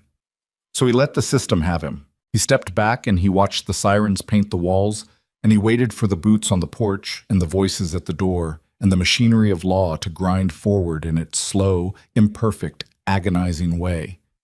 But as he turned to leave the room, he stopped. He looked back at Sutter one more time. She found you, Cole said. A 14-year-old girl with a notebook and a pencil. She found you when nobody else would even look. Sutter's smile was gone. Cole walked out of the house and into the flashing lights and the rain and the cold and the sound of Elias's voice speaking to a state trooper and the sight of Big Phil standing on the sidewalk with his arms at his sides and tears running down his face that he didn't bother to wipe. And somewhere behind all of it, standing in Dutch's oversized leather cut with her bare feet in the mud and her eyes watching everything, Mara Holloway, who had saved herself and then come back to save someone else, and who would never again have to build her own early warning system out of pencils and paper because the men standing around her, broken and scarred and imperfect as they were, had finally shown her what it looked like when adults showed up. But even as the troopers entered the house and the handcuffs clicked, and Sutter was led to a cruiser, Elias stood apart from the others, holding the boy who was starting to stir against his shoulder, and he couldn't stop hearing those 4 words. More than you'll find. Because Sutter hadn't said it like a threat. He'd said it like a fact, like a man who had been doing this across state lines, across school districts, across years and identities and empty rental houses, and who knew that the shoes in the storage unit were not the end of the story, but the surface of something so deep that the bottom couldn't be seen from here. And the burdens were still out there, free.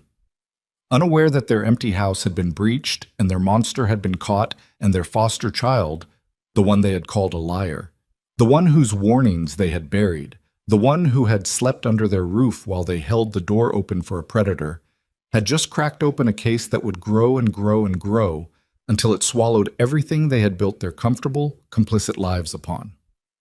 Elias looked at Cole across the flashing lights. Cole looked back, and they both understood without speaking that this night was not the end of anything. It was the beginning.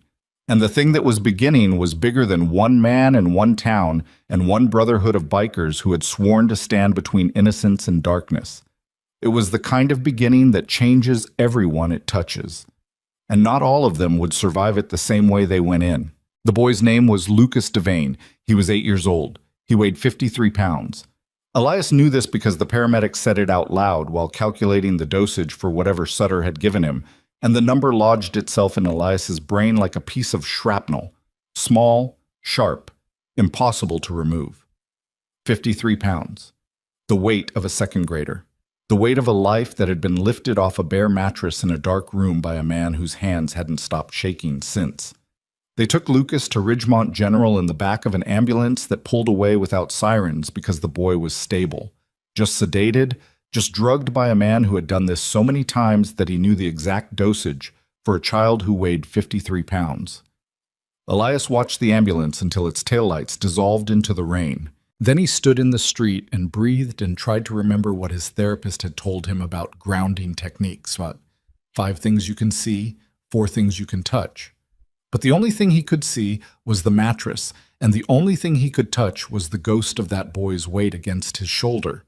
And the grounding technique failed because the ground itself had shifted beneath him, and nothing was where it was supposed to be. Cole was with the state police investigator, a woman named Sergeant Adler, compact, sharp-featured, early 40s, the kind of face that had stopped performing expressions years ago, and now simply communicated information through the arrangement of its angles. She had arrived in an unmarked sedan 6 minutes after the first cruisers and had taken control of the scene with a quiet efficiency that reminded Cole of field commanders he'd known. The real ones, not the ones who shouted, but the ones who lowered their voices as the situation escalated because they understood that volume was the enemy of clarity. Cole told her everything. The diner, the photograph, the school, Dr. Weeks, the storage unit, the burdens. He gave it in sequence, clean, no embellishment, the way he'd given after-action reports in another life. Adler listened with a digital recorder running and a notepad open and an expression that didn't change until he mentioned the burdens. Then something moved behind her eyes. Not surprise exactly, but the recognition of a pattern she had seen before. The moment when a case stops being a case and becomes an excavation. The foster parents provided the location, Adler said. Not a question. A confirmation. Mara identified their property. The alarm code was entered correctly. No forced entry. Adler wrote something in her notepad. Then she looked up at Cole with an expression that was as close to warmth as her face seemed capable of producing. The girl, Mara Holloway. Where is she now? With my men, on the sidewalk. I need to talk to her. She's 14 and she's been awake for I don't know how many hours. She's barefoot in the mud. She needs shoes and a blanket, and someone who isn't going to ask her to relive the worst night of her life in the back of a police cruiser. Adler studied him, measured him, decided something. Mercy Langford is on her way. She runs. I know who she is. I'm the one who called her. Then you know she's the best person to sit with that girl right now. But I need a statement, Mr. Maddox. Tonight, not tomorrow. Tonight, because she checked her watch, about 4 hours, a judge is going to be woken up for an emergency warrant on the Burden property, and what that girl knows will determine how many doors we can open. Cole nodded.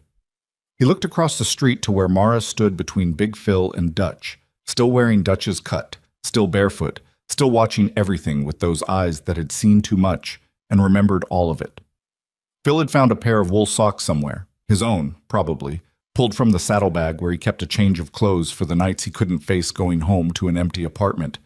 And Mara was wearing them, the thick gray wool reaching almost to her knees, and she looked absurd and fragile and unbreakable all at once. Give Mercy 30 minutes with her first, Cole said. Then she'll talk. 30 minutes, Adler agreed. Mercy Langford arrived at 12:47 a.m. in a dented Honda Civic with a child's car seat in the back and a box of granola bars on the passenger seat. She was 50 years old with gray hair pulled back in a braid and the weathered hands of someone who had spent decades catching children that the system dropped. She didn't speak to Cole when she arrived. She didn't speak to the police. She walked directly to Mara, crouched down until they were eye to eye, and said something that nobody else could hear. Mara looked at her for a long time, then nodded once. Mercy took her to the Honda, turned on the heater, gave her a granola bar and a bottle of water and a pair of sneakers from the trunk that were one size too big but clean and dry and not covered in mud and blood. They sat in the car for 27 minutes. When they came back out, Mara's face was the same, guarded, watchful, controlled. But something in her posture had changed, slightly, almost imperceptibly. The way a fist unclenches one finger at a time. She gave her statement to Sergeant Adler, sitting on the tailgate of Cole's truck with a blanket around her shoulders, and Mercy Langford on one side and Elias Crow on the other. She spoke for 41 minutes. She did not cry. She did not pause. She answered every question with the precision of someone who had been building this testimony in her head for 71 days, waiting for someone to ask. When she finished, Adler closed her notepad. She looked at Mercy. She looked at Elias. She looked at Mara. "You did something tonight that most adults couldn't do," Adler said. Mara didn't respond. She pulled the blanket tighter and looked at the street where the patrol cars were still parked, and the lights were still flashing, and the house at 1847 Birch was being sealed with yellow tape by officers who moved through the rain with the grim efficiency of men who understood that what they were preserving was not a crime scene but a monument to systematic failure. At 1:30 a.m., Adler's phone rang. She stepped away, spoke for 3 minutes, came back with an expression that had changed, harder now, the angles of her face rearranged into something that Cole recognized as the look of a person who has just learned that the hole they're digging is deeper than they thought. "The Burdens aren't home," she said. "Officers went to their primary residence 20 minutes ago. House is empty. Cars are gone. Closets have gaps. Clothes removed recently. Bathroom cleared of toiletries." The words landed like hammer blows. "They ran," Elias said. "They knew," Cole said. "Somehow they knew." Adler shook her head. "Or they had a contingency. People involved in something like this. They plan for the moment it falls apart. They have bags packed. They have cash. They have routes. The school." Elias was on his feet. "Dr. Weeks, the principal, she called them. After we came in with the photograph. She called them and told them 2 men were asking questions, and they panicked, and they called Sutter, and Sutter panicked, and that's why he accelerated. That's why he took Lucas tonight instead of—" He stopped. The sentence was too heavy to finish. Instead of waiting, instead of being patient, instead of following the meticulous timeline he had been constructing for months. Sutter had moved early because someone at the school had tipped the dominoes, and the dominoes had fallen through Dr. Weeks to the Burdens to Sutter. And somewhere in that chain a child named Lucas Devane had been picked up and sedated and carried into an empty house because a principal decided to protect her institution instead of her students. "I need Weeks's phone records," Adler said, already moving, "and the Burdens' cell data, and I need them before whoever is on call at the county prosecutor's office has their morning coffee." She stopped, turned back. "Mr. Maddox, your club needs to go home. We're not done." "Yes, you are. You found the girl, you found the boy. You preserved a crime scene. You did everything right.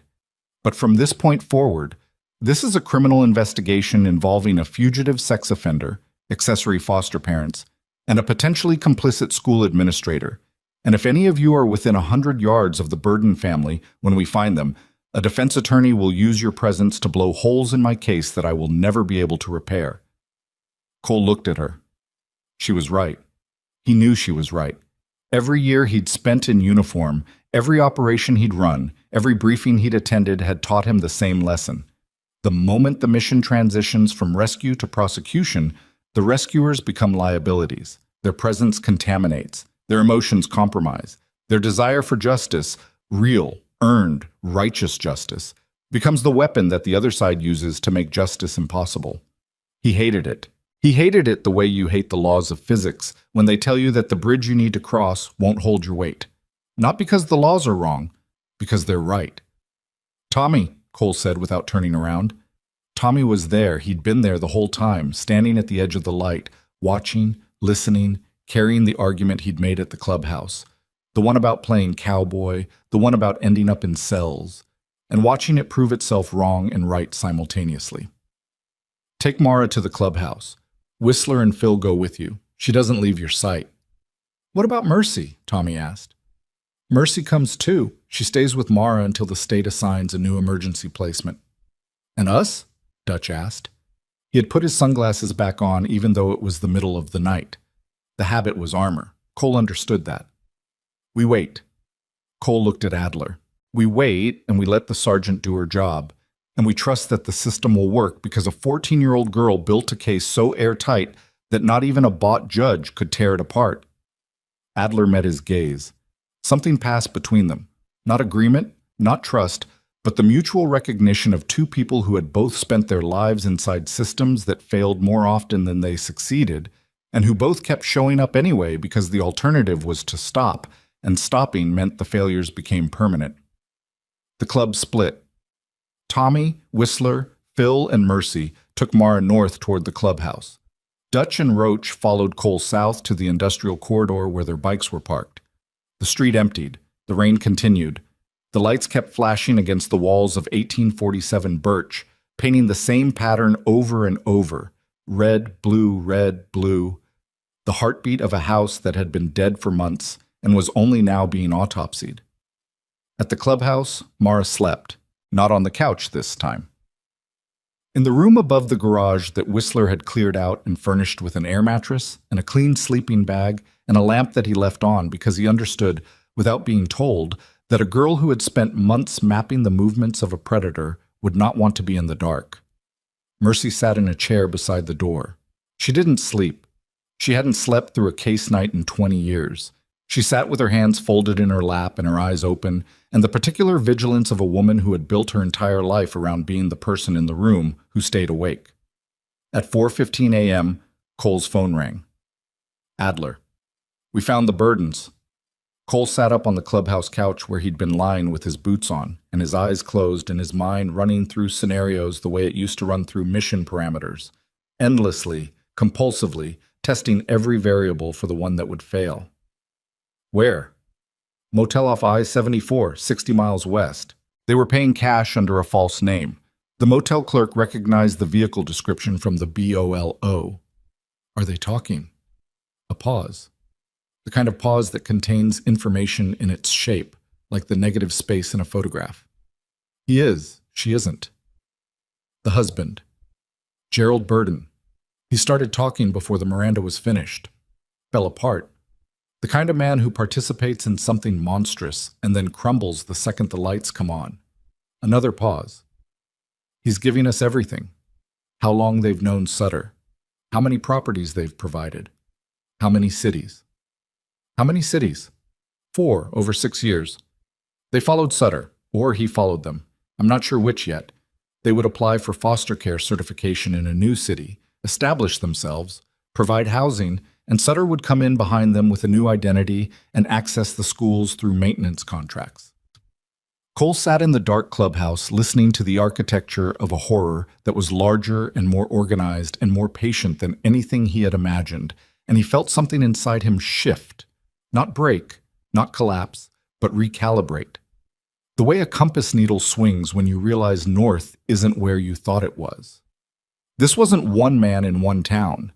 This was a system, a machine. And the Burdens weren't passive accomplices. They were components, moving parts, the infrastructure that made everything else possible. How many children? Cole asked. Adler didn't answer immediately. The silence was its own answer. Gerald Burden says he doesn't know exact numbers. That's either true or it's the lie he tells himself to sleep. We'll know more when we pull records from the other cities. She exhaled. But the shoes in the storage unit, the photographs. We're looking at multiple victims across multiple jurisdictions over multiple years. Cole closed his eyes. Mr. Maddox, I need one more thing from you. What? The girl's notebook, the original, the one from her foster home. She said she left it behind when she came to find you at the diner. If it's still in the Burden house, it's evidence. It's the spine of the entire case. Everything she documented, the surveillance notes, the schedules, the license plates, it corroborates what Gerald Burden is saying.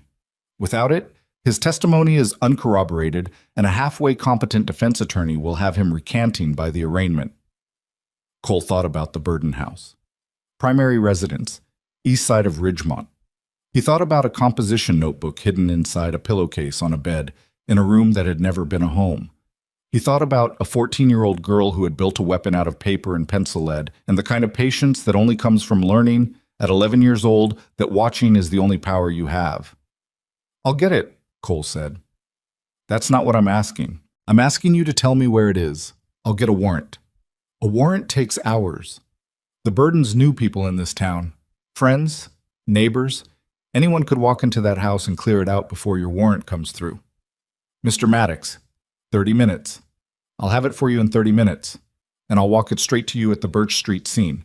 No detours, no side trips. Straight to you." Another pause. Longer. The sound of a woman weighing protocol against necessity, law against urgency, the system against the reality that systems move at the speed of paperwork and predators move at the speed of fear. 30 minutes, Adler said, and hung up. Cole stood up. His body protested, knees, back, the shoulder that had never fully healed after the second deployment, the ribs that ached in cold weather from a motorcycle accident 6 years ago that he'd ridden away from because riding away from things was what he did. He crossed the common room to where Elias was sitting at the bar with an untouched glass of water in front of him, staring at the wall of photographs behind the bar with the expression of a man looking at a mirror and not recognizing what he sees. "The notebook," Cole said. "Mara's original notebook. It's at the Burden house." Elias looked at him. "The system can get it. The system is slow. And right now, speed is the difference between a case that holds and a case that collapses." "Cole."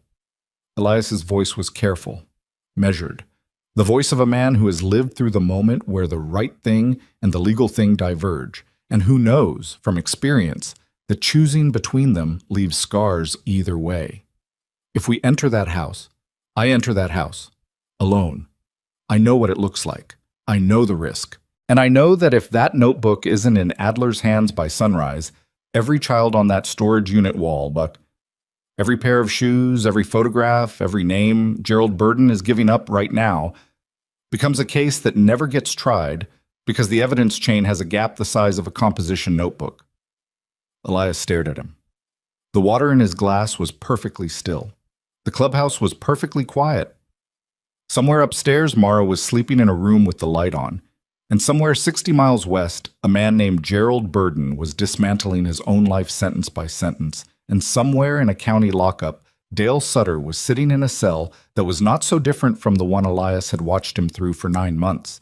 And the distance between all of these places, the clubhouse, the motel, the cell, was measured not in miles, but in the decisions made by men who could have chosen differently and didn't. "I'm coming with you," Elias said. "No. I know the house. Mara described it. The bedroom, the pillowcase, the window that faces the backyard. I can find that notebook in the dark in 3 minutes. If you're inside that house and something goes wrong, everything has already gone wrong, Cole. Everything went wrong the day the system let Sutter walk free.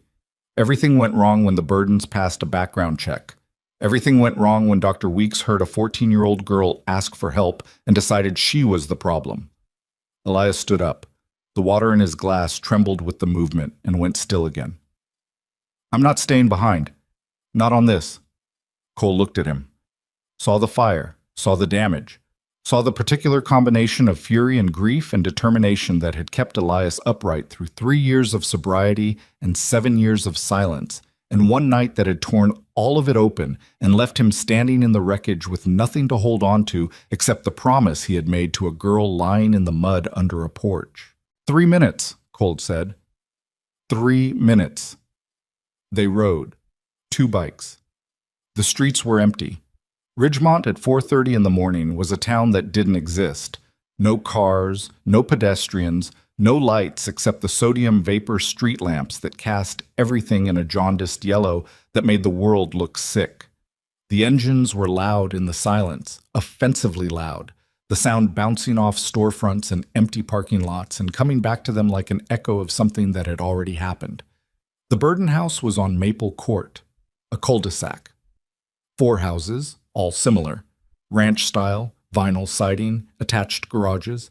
The architectural language of a middle-class aspiration that had been mass-produced until it meant nothing. The Burden house was the second from the end. Dark. Cars gone. The driveway was empty. The porch light was off. A welcome mat sat in front of the door with a faded pattern that might once have said something cheerful. Cole parked on the street. Elias beside him. They killed the engines. Silence. Back door, Elias said. She told me the sliding door in the kitchen sticks but doesn't lock properly. You lift and push. They moved through the side yard. The grass was wet. The fence was low, 3 feet, decorative, the kind of fence that marks territory without actually keeping anything out. The backyard was small and dark and smelled like wet leaves and the particular decay of a garden that nobody has tended in months. The sliding door. Elias lifted, pushed. It opened with a soft scrape of metal on metal that sounded, in the silence, like a scream. Inside. Kitchen. The smell of a house that has been left in a hurry. Dishes in the sink, a coffee maker with old ground still in the basket, the sour undertone of garbage that should have been taken out before whoever lived here decided that their life as they knew it was over, and loaded their car and drove 60 miles west to a motel where they would be found paying cash under a false name. Elias moved through the kitchen into the hallway. He knew the layout from Mara's description. She had drawn it for him at the clubhouse, casually, the way another child might draw a picture of their family's house for a school assignment, except that Mara's drawing included the location of every exit, every window that opened, and the exact distance from her bedroom to the nearest phone. Survival cartography. The map-making of a child who had learned that knowing the terrain was the difference between escape and entrapment. Her room was at the end of the hall. Small. A single bed with a thin comforter pulled hastily to one side, a dresser with the top drawer open, emptied of whatever belongings she had taken when she left for the diner. On the wall, nothing. No posters, no photographs. No evidence of a personality or a preference or a life being lived. The room of someone who had learned not to put down roots because roots could be torn up. The pillowcase. Elias pulled it from the pillow. Inside, pressed flat against the fabric, was a composition notebook. Black and white marble cover. The corners were worn soft from handling. The pages were thick with pencil marks and the indentations of a hand that pressed hard because pressing hard was the only way to make sure the marks stayed. Elias held it. The weight of it was nothing, a few ounces of paper and cardboard and graphite, but the weight of what it contained, 71 days of observation, documentation, evidence gathering by a child who had been failed by every institution and every adult and every system designed to protect her. That weight was enormous. That weight was the weight of a case that would span 4 cities in 6 years and an unknown number of victims and would require this notebook, this object, this artifact of one girl's refusal to be silent, to hold it all together. He tucked it inside his jacket, against his chest, where he could feel it against his heartbeat. Got it, he said. They moved back through the hallway, through the kitchen, toward the sliding door, and then Cole's hand came up. The fist, the signal. Stop. Headlights, coming up the cul-de-sac, moving slowly. The deliberate searching pace of a vehicle looking for something specific. They pressed against the kitchen wall. Through the sliding door's glass they watched. A sedan, dark-colored. Not a police car. No light bar. No markings. It pulled to a stop in front of the Burden house. The engine stayed running. The headlights stayed on. A figure got out. Walked to the front door. Tried the handle. Locked. Walked around the side of the house, the opposite side from where Cole and Elias had entered. Disappeared from view. Cole looked at Elias. Elias looked at the notebook inside his jacket. The figure reappeared at the backyard fence, stepped over it, moved toward the back door, toward the sliding door, toward them. In the thin light from the street lamp filtering through the yard, the figure's face became visible. Dr. Sandra Weeks. She was wearing a coat over what looked like pajamas. Her hair was uncombed. Her face was the face of a woman who had been woken by a phone call, and had driven here in a state of controlled panic to do something that could not wait until morning. She reached for the sliding door handle. Cole stepped into the doorway. Weeks saw him and stopped. The blood drained from her face so fast it was almost audible, a rushing sound, a vacuum, the physical manifestation of a woman watching her entire carefully constructed life collapse in real time. She took one step backward. Her mouth opened. "Looking for something?" Cole said. Weeks's eyes went from Cole to Elias, to the shape of the notebook visible beneath Elias's jacket. Her expression completed a journey that took less than 2 seconds, from surprise to recognition to calculation to the final, desperate understanding that she was too late. "That's private property," she said. Her voice was shaking. The authority she had wielded in her office, the smile, the folded hands, the threat of defamation, was gone. What remained was a woman standing in a backyard at 5 in the morning in her pajamas, trying to retrieve evidence that would connect her to a conspiracy that had spanned half a decade, and finding instead 2 men who had been inside her comfortable, complicit silence since the moment a girl placed a photograph on a table and said 5 words. "You knew," Elias said. Not a question, not an accusation, a statement of fact delivered with the flatness of a man who has passed through rage into something colder and more permanent. "You knew who he was.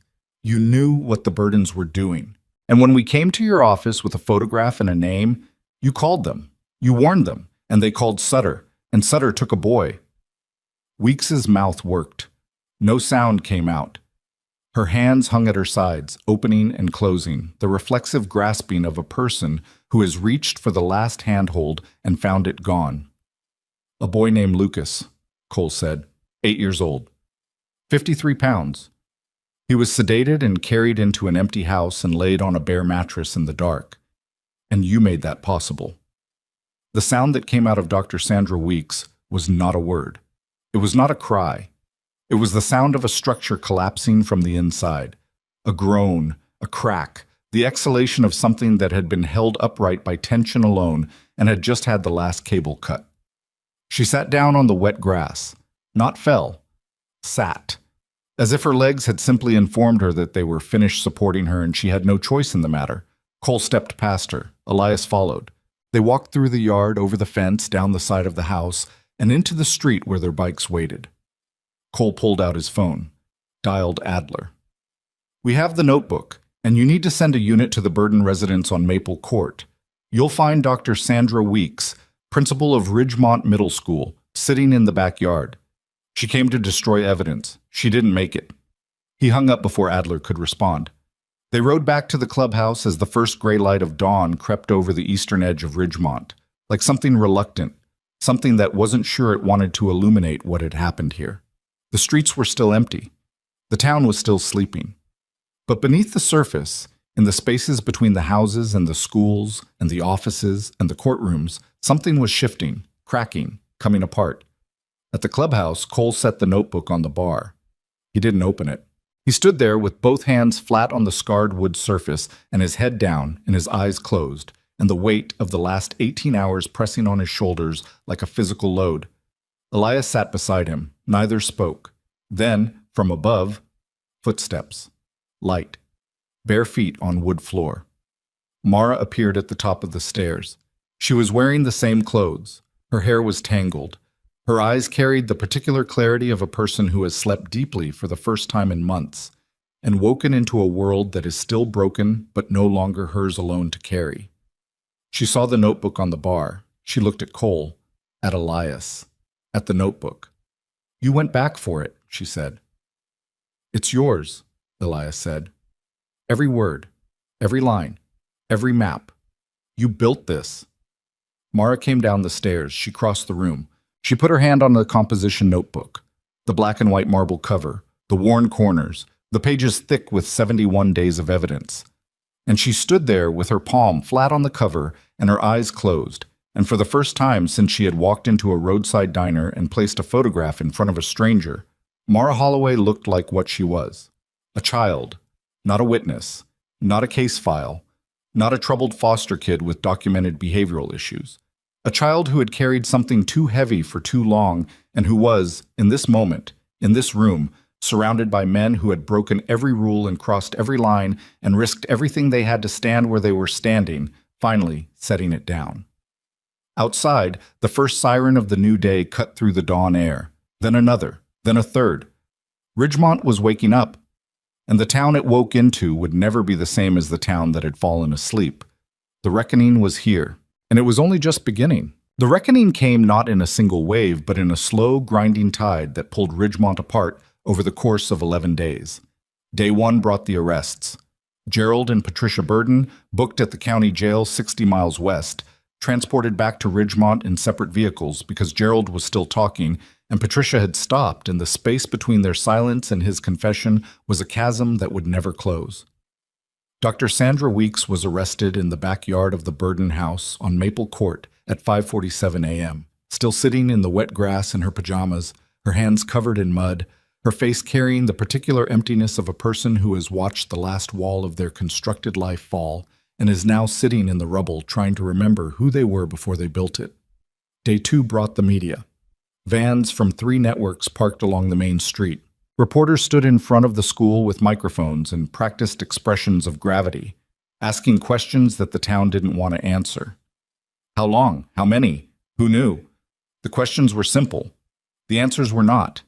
The answers were buried in filing cabinets and foster care databases and school district HR records, and the carefully maintained silence of a community that had mistaken comfort for safety and was now learning, publicly, painfully, that the two were not the same.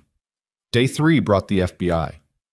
Sergeant Adler's case had grown beyond the jurisdiction of state police the moment Gerald Burden mentioned the 4th city.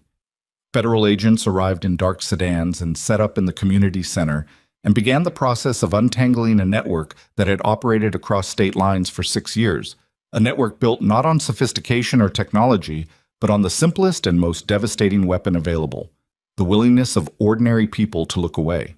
Elias watched all of it from a distance. He sat at the clubhouse bar each morning with coffee he didn't drink and watched the news on a television mounted above the pool table that usually only showed football games. He watched the reporters. He watched the officials. He watched the press conferences where men in suits used words like systemic failure and comprehensive review and accountability, words that meant nothing to the children whose photographs had been pinned to the wall of a storage unit on Mill Race Road, words that would never undo the weight of a boy who weighed 53 pounds and whose head had fallen against Elias's shoulder with the loose, terrible gravity of drugged sleep. On day 4, Elias drove to the county hospital, alone. He didn't tell Cole. He didn't tell anyone. He parked in the visitor lot and sat in his truck for 17 minutes before going inside. Because going inside meant seeing Lucas Devane, and seeing Lucas Devane meant confronting the fact that he, Elias Crow, former corrections officer, the man who had processed Dale Sutter and written his incident reports and watched him through reinforced glass for 9 months, had been 3 feet away from that cell every working day for the better part of a year, and it hadn't mattered. The system had still failed. The cage had still opened. The monster had still walked out and built a new name and found new schools and new children and new empty houses, and all of Elias's diligence, all of his reports, all of his sleepless nights in a corrections facility that smelled like bleach and fear had amounted to nothing. He went inside anyway. Lucas was in a pediatric room on the 3rd floor. He was awake. He was sitting up in bed with an IV in his arm and a stuffed bear that a nurse had brought from the gift shop and a coloring book that he was actually using this time, filling in the spaces with careful, deliberate strokes of color, staying inside the lines the way children do when they are trying to create order in a world that has stopped making sense. A social worker sat in a chair by the door. She looked at Elias with the polite suspicion of a person whose job requires her to evaluate every adult who comes near a vulnerable child, and Elias understood the suspicion and respected it and hated it in equal measure because it was a suspicion that should have been applied months ago by different people in different rooms. "I was there," Elias said. "At the house. I carried him out." The social worker studied him, made a decision, nodded once, stepped into the hallway to give them space but stayed within earshot, which was exactly right and exactly what should have been happening all along. Elias sat in the chair beside the bed. Lucas looked at him. The boy's eyes were clear now. The sedation had worn off completely, replaced by the hyper-alert watchfulness of a child who has learned in one terrible night that the world contains things he didn't know existed. He didn't speak. He held the crayon, green, the color of grass and safety, and things that grow, and he waited. "Hey, buddy," Elias said. His voice cracked on the second word, and he let it crack because the boy deserved honesty, and honesty sometimes sounds like breaking. "You don't know me, but I know you. And I came to tell you something that I need you to hear, even if you don't understand it right now." Lucas watched him. The crayon was still. "What happened to you was not your fault, not one part of it, not 1 second of it. You didn't do anything wrong and you didn't fail to do anything right, and the man who hurt you, he's in a place now where he can't reach you. Not tonight, not tomorrow, not ever." The boy's lip trembled, a single small movement, like the first crack in a dam. "And the people who were supposed to keep you safe and didn't, that's not your fault either. That's their failure, not yours. You hear me? Their failure." Lucas's hand moved, not toward Elias, toward the stuffed bear. He pulled it closer, held it against his chest. The crayon fell on the blanket. "You don't have to say anything," Elias said. "You don't have to do anything. You just have to know that you're not alone. And the next time someone tells you you're safe, it's going to be true." He didn't stay long. He didn't need to. The visit wasn't for healing. That would take years and professionals, and the kind of patient, specialized care that no biker with a scarred past and an unsteady voice could provide. The visit was for one thing only: to make sure that the first adult face Lucas remembered from the night he was carried out of the dark was a face that came back, that showed up, that sat in a plastic chair in a hospital room and said the things that should have been said before any of this ever started. Elias drove back to the clubhouse. He sat in the parking lot. He put his head on the steering wheel and he cried. Not the controlled, strategic release of a man managing his emotions, but the helpless, gasping sobs of someone who has been holding a weight for too long and has finally found a place to set it down. He cried for Lucas. He cried for Mara. He cried for the shoes in the storage unit and the photographs on the wall and the names he would never know. He cried for the version of himself that had walked the corridors of a state correctional facility, believing that the system worked, that the cages held, that the reports mattered. That version was dead, had been dead since a girl walked into a diner and showed him a photograph of a man who should have been locked in a cage 3 states away and was instead standing in a school hallway wearing a lanyard and a smile. When he was done, he wiped his face with the back of his hand. He got out of the truck. He went inside. Cole was waiting. Not intentionally. He was always at the bar in the morning, the way a captain is always on the bridge. But when Elias walked in, Cole looked at him and saw the red eyes and the wet cheeks and the particular stillness of a man who has just passed through something and come out lighter on the other side. And Cole didn't say anything. He poured a cup of coffee and set it in front of Elias and went back to his own, and they sat together in silence the way they had sat together 1,000 times before. And the silence was not empty. It was full. Full of everything they had done and everything they hadn't said and everything that would happen next. And the simple, irreducible fact of 2 men who had walked through a door together and come out the other side together and would keep walking through doors together because that was what they did. That was who they were. On day 7, the charges were filed.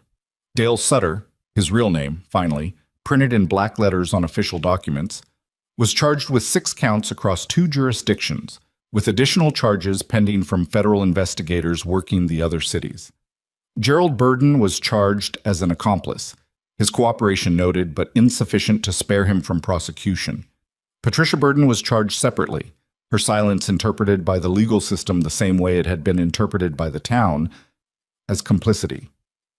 Dr. Sandra Weeks was charged with obstruction of justice and failure to report, the legal language flat and clinical and entirely inadequate to describe what she had actually done, which was to hear a child ask for help and decide that the child was the problem.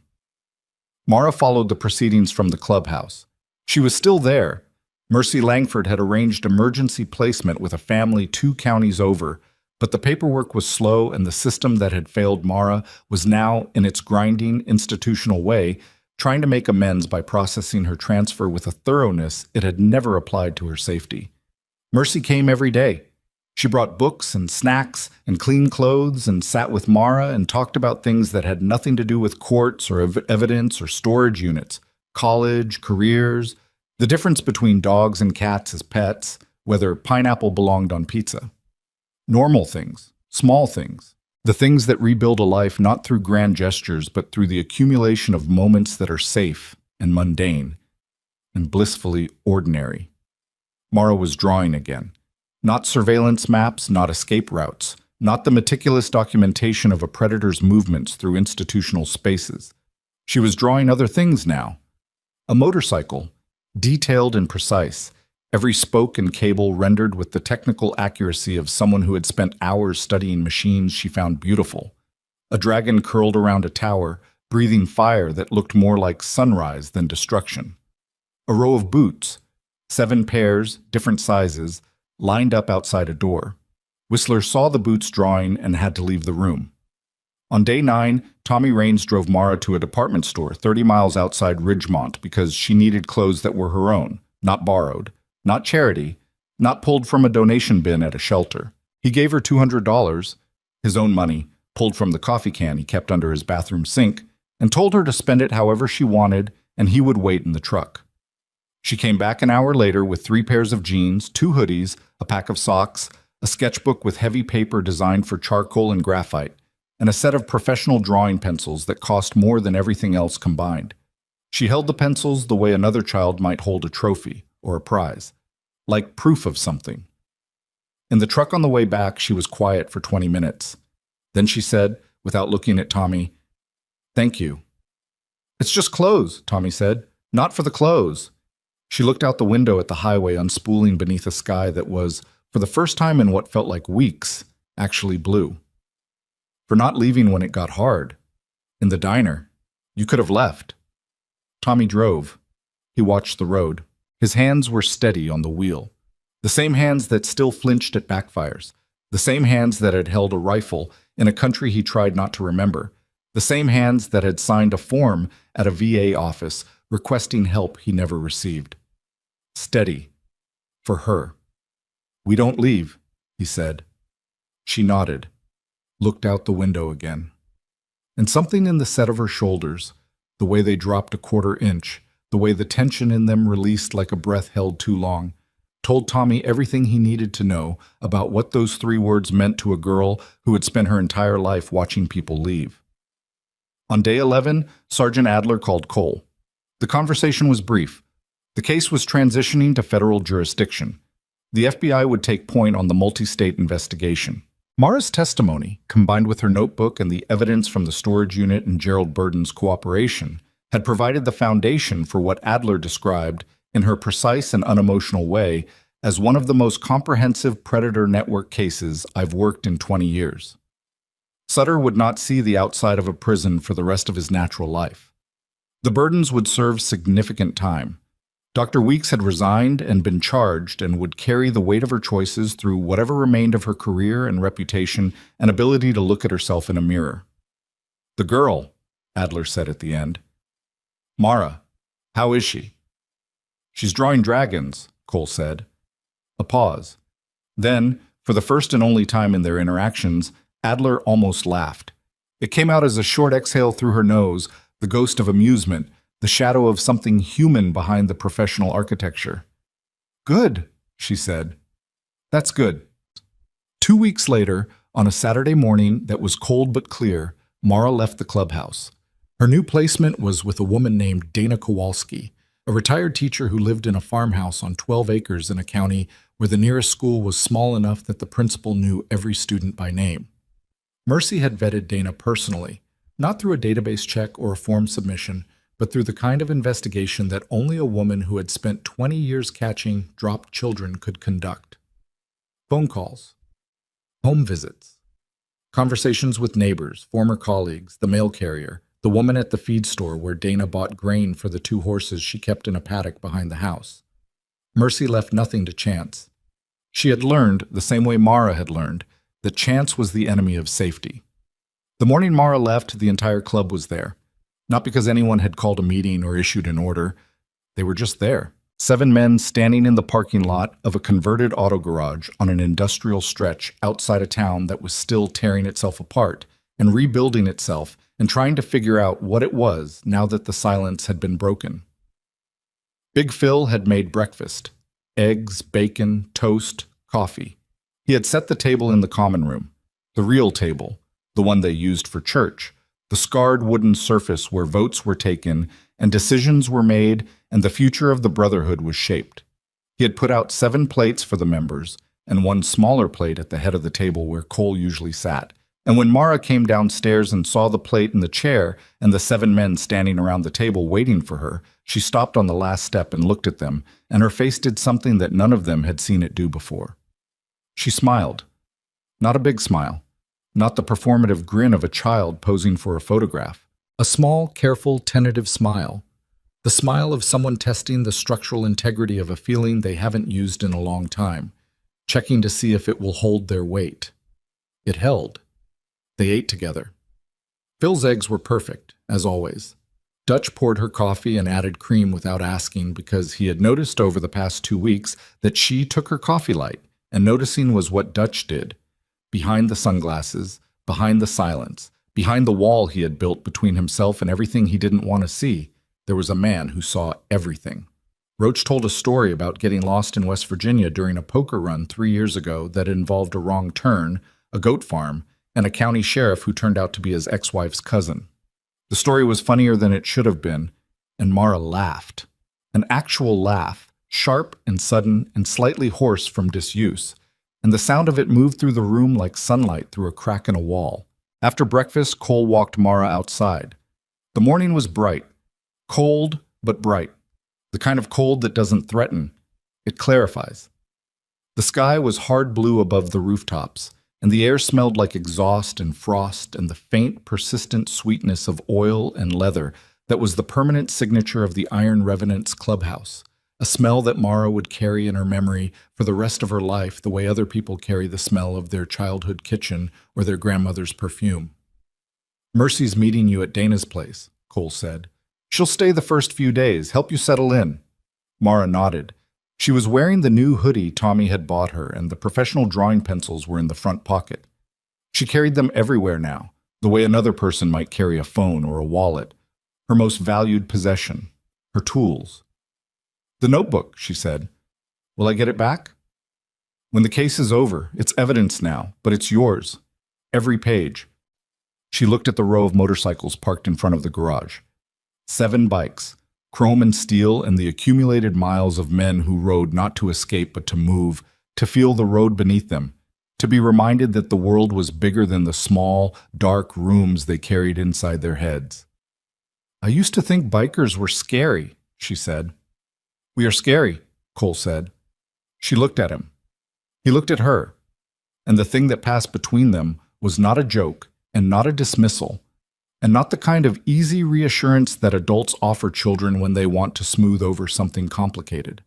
It was the truth. They were scary.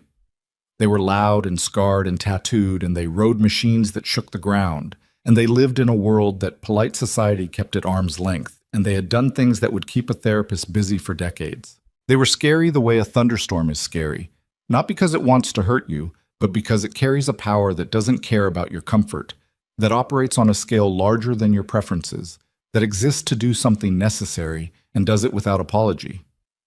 "You saved yourself," Cole said. "You know that. Every drawing, every note, every map.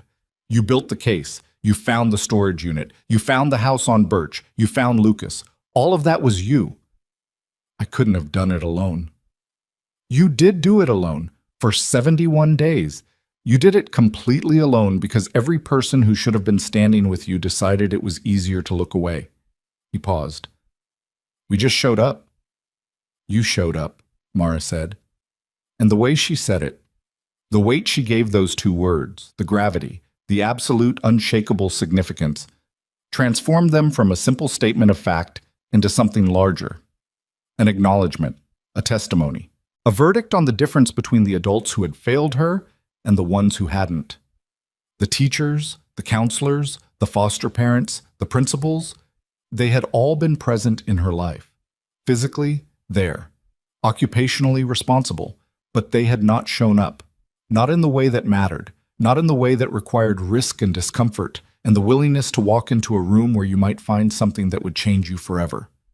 These men had shown up, and it had changed them. Every one of them. Mercy arrived at 10. She drove the same dented Honda Civic, the child's car seat still in the back, the box of granola bars refilled. She hugged Mara. Not the careful, professional embrace of a social worker maintaining boundaries, but the fierce, full-body hug of a woman who had been catching dropped children for 20 years and had learned that boundaries were important, but sometimes a kid just needed to be held. Mara got in the car. She buckled her seatbelt. She rolled down the window. Elias was standing at the edge of the parking lot, apart from the others, the way he always stood, slightly removed, slightly watchful, the permanent posture of a man who had spent too many years observing from the margins to be fully comfortable at the center.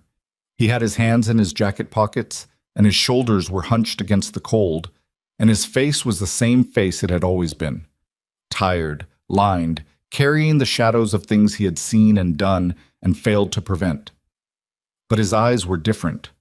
Something in them had shifted over the past 2 weeks. Not healed. That was too simple, too clean, too much like the inspirational quote pins on Mrs. Pratt's lanyard. Not fixed, just redirected. The fury and the grief and the guilt were still there, would always be there, but they were pointing somewhere now. At something. Toward a purpose that had been given shape by a girl with a composition notebook and the kind of courage that shames the entire adult world into silence.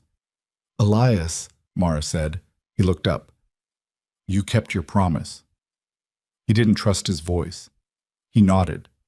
Once. The Honda pulled away. The tires crunched on gravel. The brake lights flared at the end of the lot. Then the car turned onto the road and was gone, carrying a 14-year-old girl toward a farmhouse with 12 acres and 2 horses and a retired teacher who had been vetted by a woman who left nothing to chance.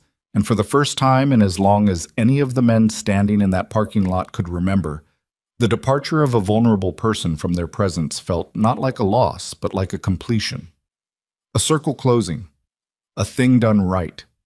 Nobody moved for a while. They stood in the cold, 7 men in leather cuts, the sunlight catching the chrome of their bikes and throwing small, bright shapes across the concrete. The silence was not uncomfortable. It was the silence that comes after the storm has passed, and the damage has been assessed, and the work of rebuilding has not yet begun, but will begin soon, because that is what storms demand. Not permanence, but response. Dutch put his sunglasses on, took them off, put them on again. The cycle of a man negotiating with his own armor, trying to decide how much of the world he was ready to see today. Tommy walked to his bike. He sat on it without starting the engine. He just sat there with his hands on the grips and his feet on the pavement and his face turned toward the direction the Honda had gone. And he stayed that way for 5 minutes, and nobody interrupted him, because they all understood that sometimes a man needs to sit on his motorcycle and look at an empty road and feel the particular ache of having done something that mattered. Whistler lit a cigarette. His hands were steady. His missing fingers, the ones he'd left in Fallujah, along with a piece of himself that would never grow back, didn't bother him today. Some days they ached.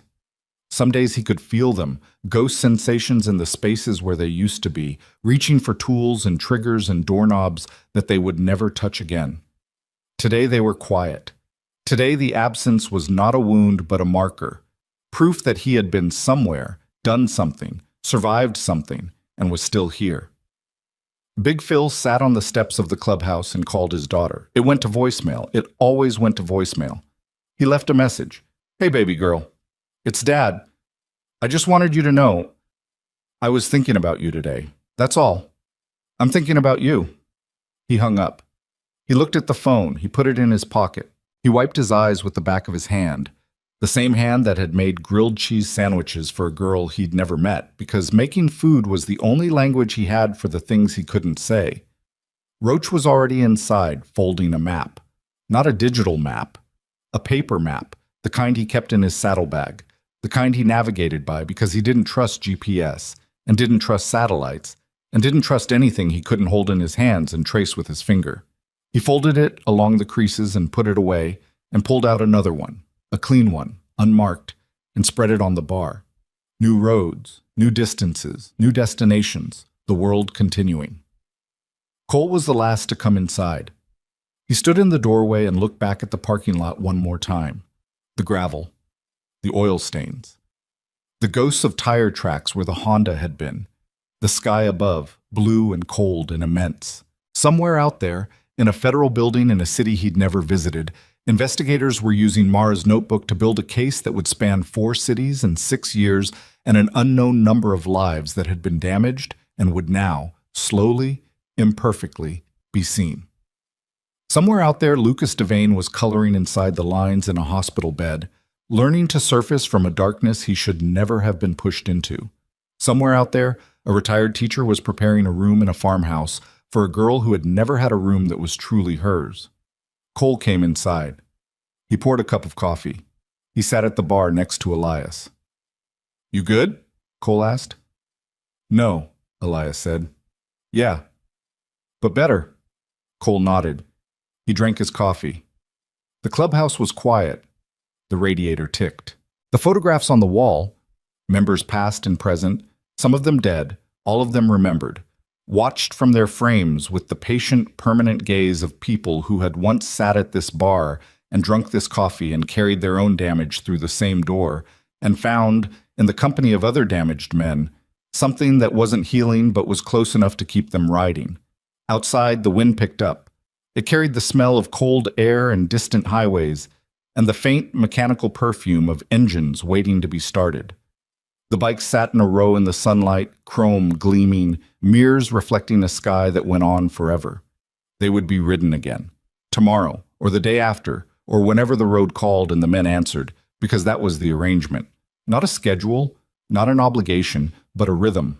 The rhythm of men who had lost things and found things and lost things again, and who kept moving because movement was the only language that said everything they couldn't.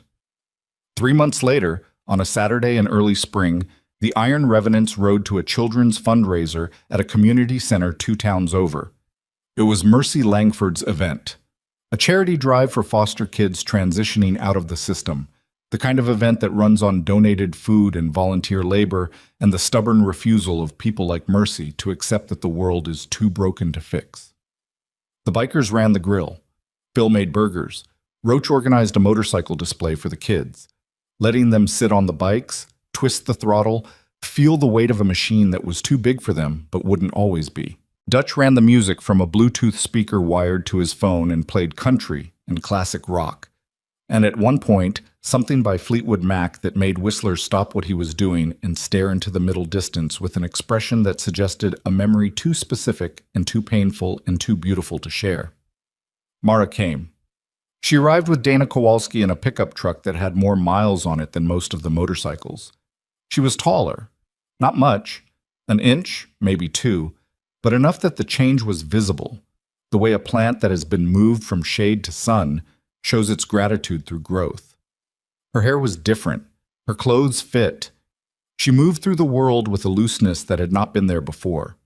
Not the hypervigilant precision of a girl mapping exits, but the awkward, slightly clumsy openness of a teenager who was learning, for the first time, that not every room required an escape plan. She had a portfolio under her arm, drawings. She had been accepted into a summer art program at a community college near Dana's farm.